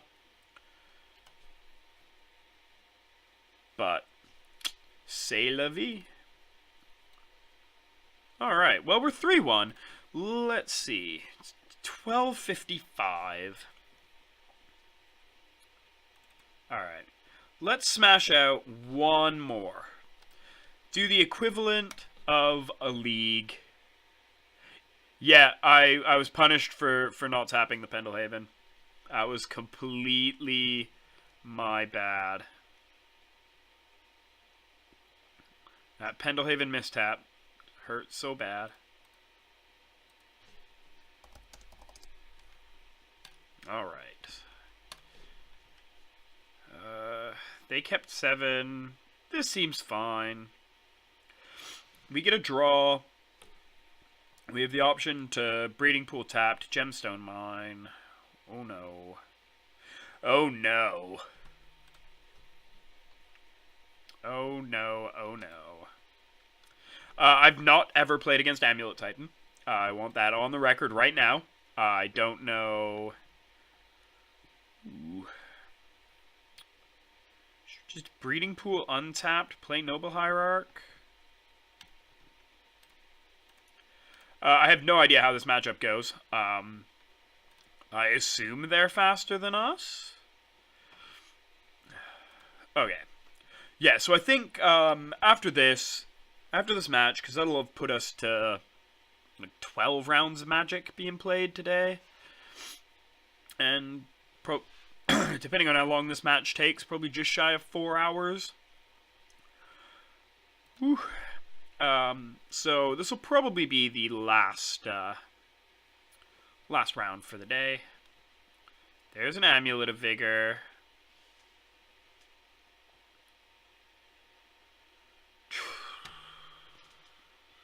Opponent probably gets to have 1 billion mana now. Oh, no bounce land. That's good.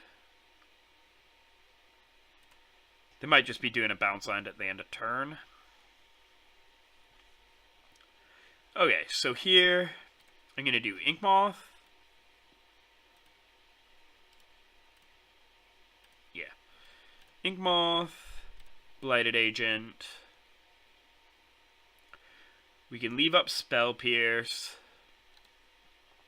Not that I think Spell Pierce is going to do much here. Like, they're probably just going to have 2 mana to pay for it. But next turn, we can present lethal. Yeah, there's Selesnya Sanctuary.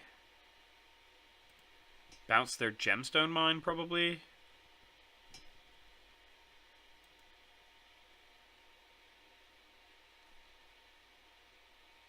Yeah.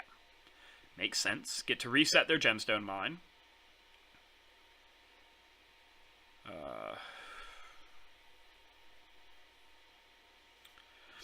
Explore. I'm going to Spell Pierce here because it means that they have to like use their Sakura Tribe Scouts. We know they've got a Gemstone Mine, but it means that they can't use it for like a 2-mana land.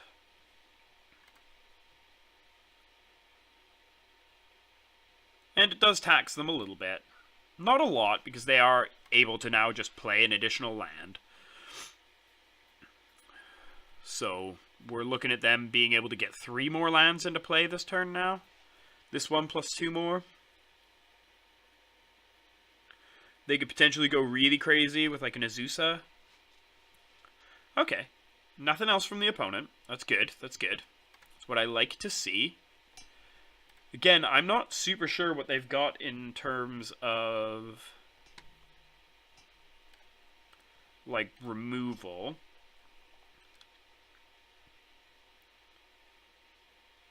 But let's lead on this Might.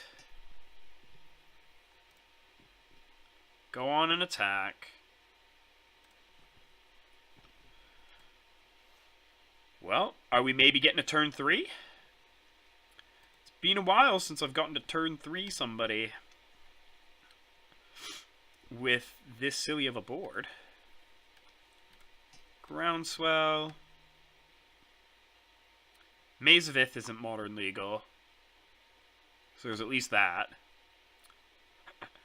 Pact of Negation.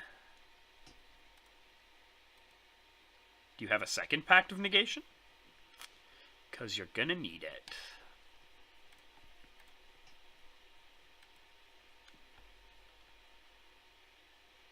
Oh, look at that. Yeah, one thing that I've kind of learned playing Infect is, like, always go for the win when you can. Like, always try and go for the win when you can. Like, they're mostly a green deck. I really don't know what they could have. Yeah, there we go. Get the old scoop from the opponent. Okay. Now this is where things get weird, because I have no idea what's good against them. Like, artifact removal, an Apostle's Blessing to try and push through damage, Dismember for their, like, little guys. I want Rancors. Do I? Maybe I'll go down one Rancor. Go down Jace, he's a bit too slow. Go down a Mutagenic Growth, and go down a Spell Pierce. Like, I don't think we're winning by countering their stuff.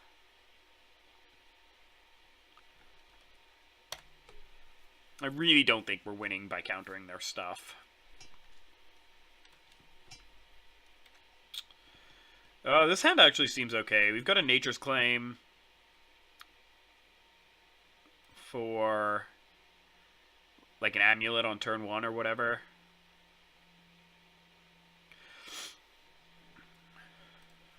We've also, we could dismember their Sacred Tribe Scout, like. Alright. So here, I feel like our life total is pretty irrelevant in this match. Like, they basically just swing for 1 billion when they do attack, so I feel pretty safe in just kind of fetching and shocking pretty liberally with our life total.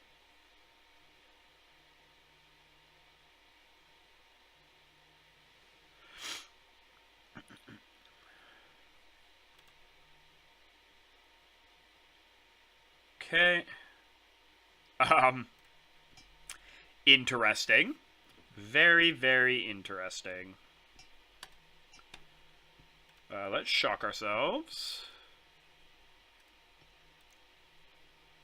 Rancor the Elf.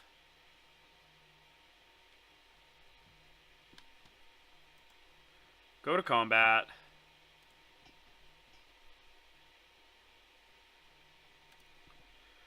We're gonna attack. If they block, we'll just groundswell.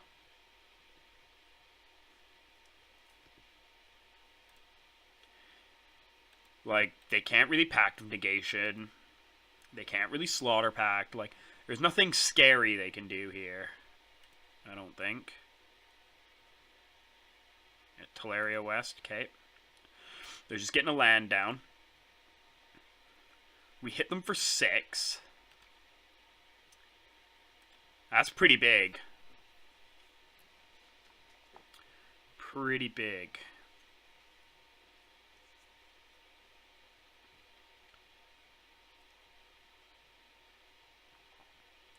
So realistically, unless they play something intimidating here, Walking Ballista, X equals 1, that's fine. They have to cash in their Ballista. We get our Rancor back. We just play out a second Elf.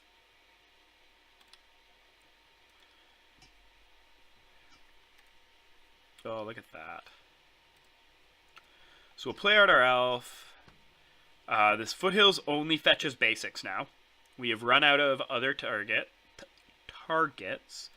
I am going to wait on the Rancor, because I'd rather have, like, Vines and Nature's Claim available to us.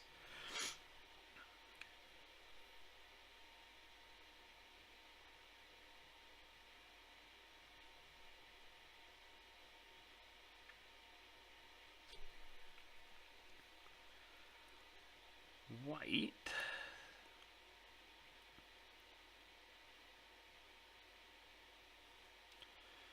Curious here what they could have. Yeah, just an explore.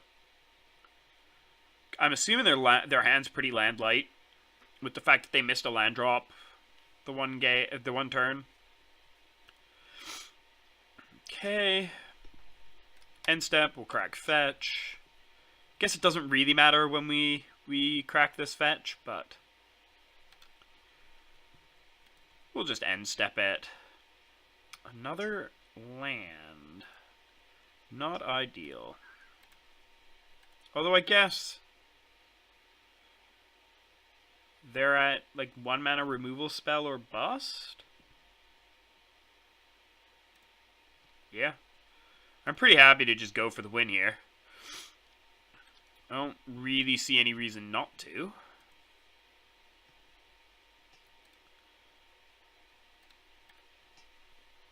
Cast with kicker. Not misclick that like I did on stream last week. I had a real bad one where, oh yeah, just a spell pierce. That's fine. Nope, we're not paying 2. I had a game on stream last week where we should have won, but I misclicked with my Vines of Vastwood. Didn't pay the kicker and ended up losing because of it.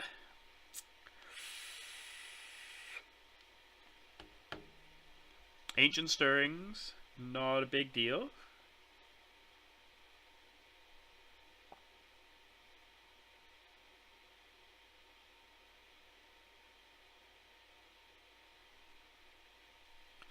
Simic Growth Chamber. Is that what they revealed off the... I should have been paying more attention. Yeah, so they revealed Simic Growth Chamber. They're giving us GGs. Because I think they know they're very, very dead here.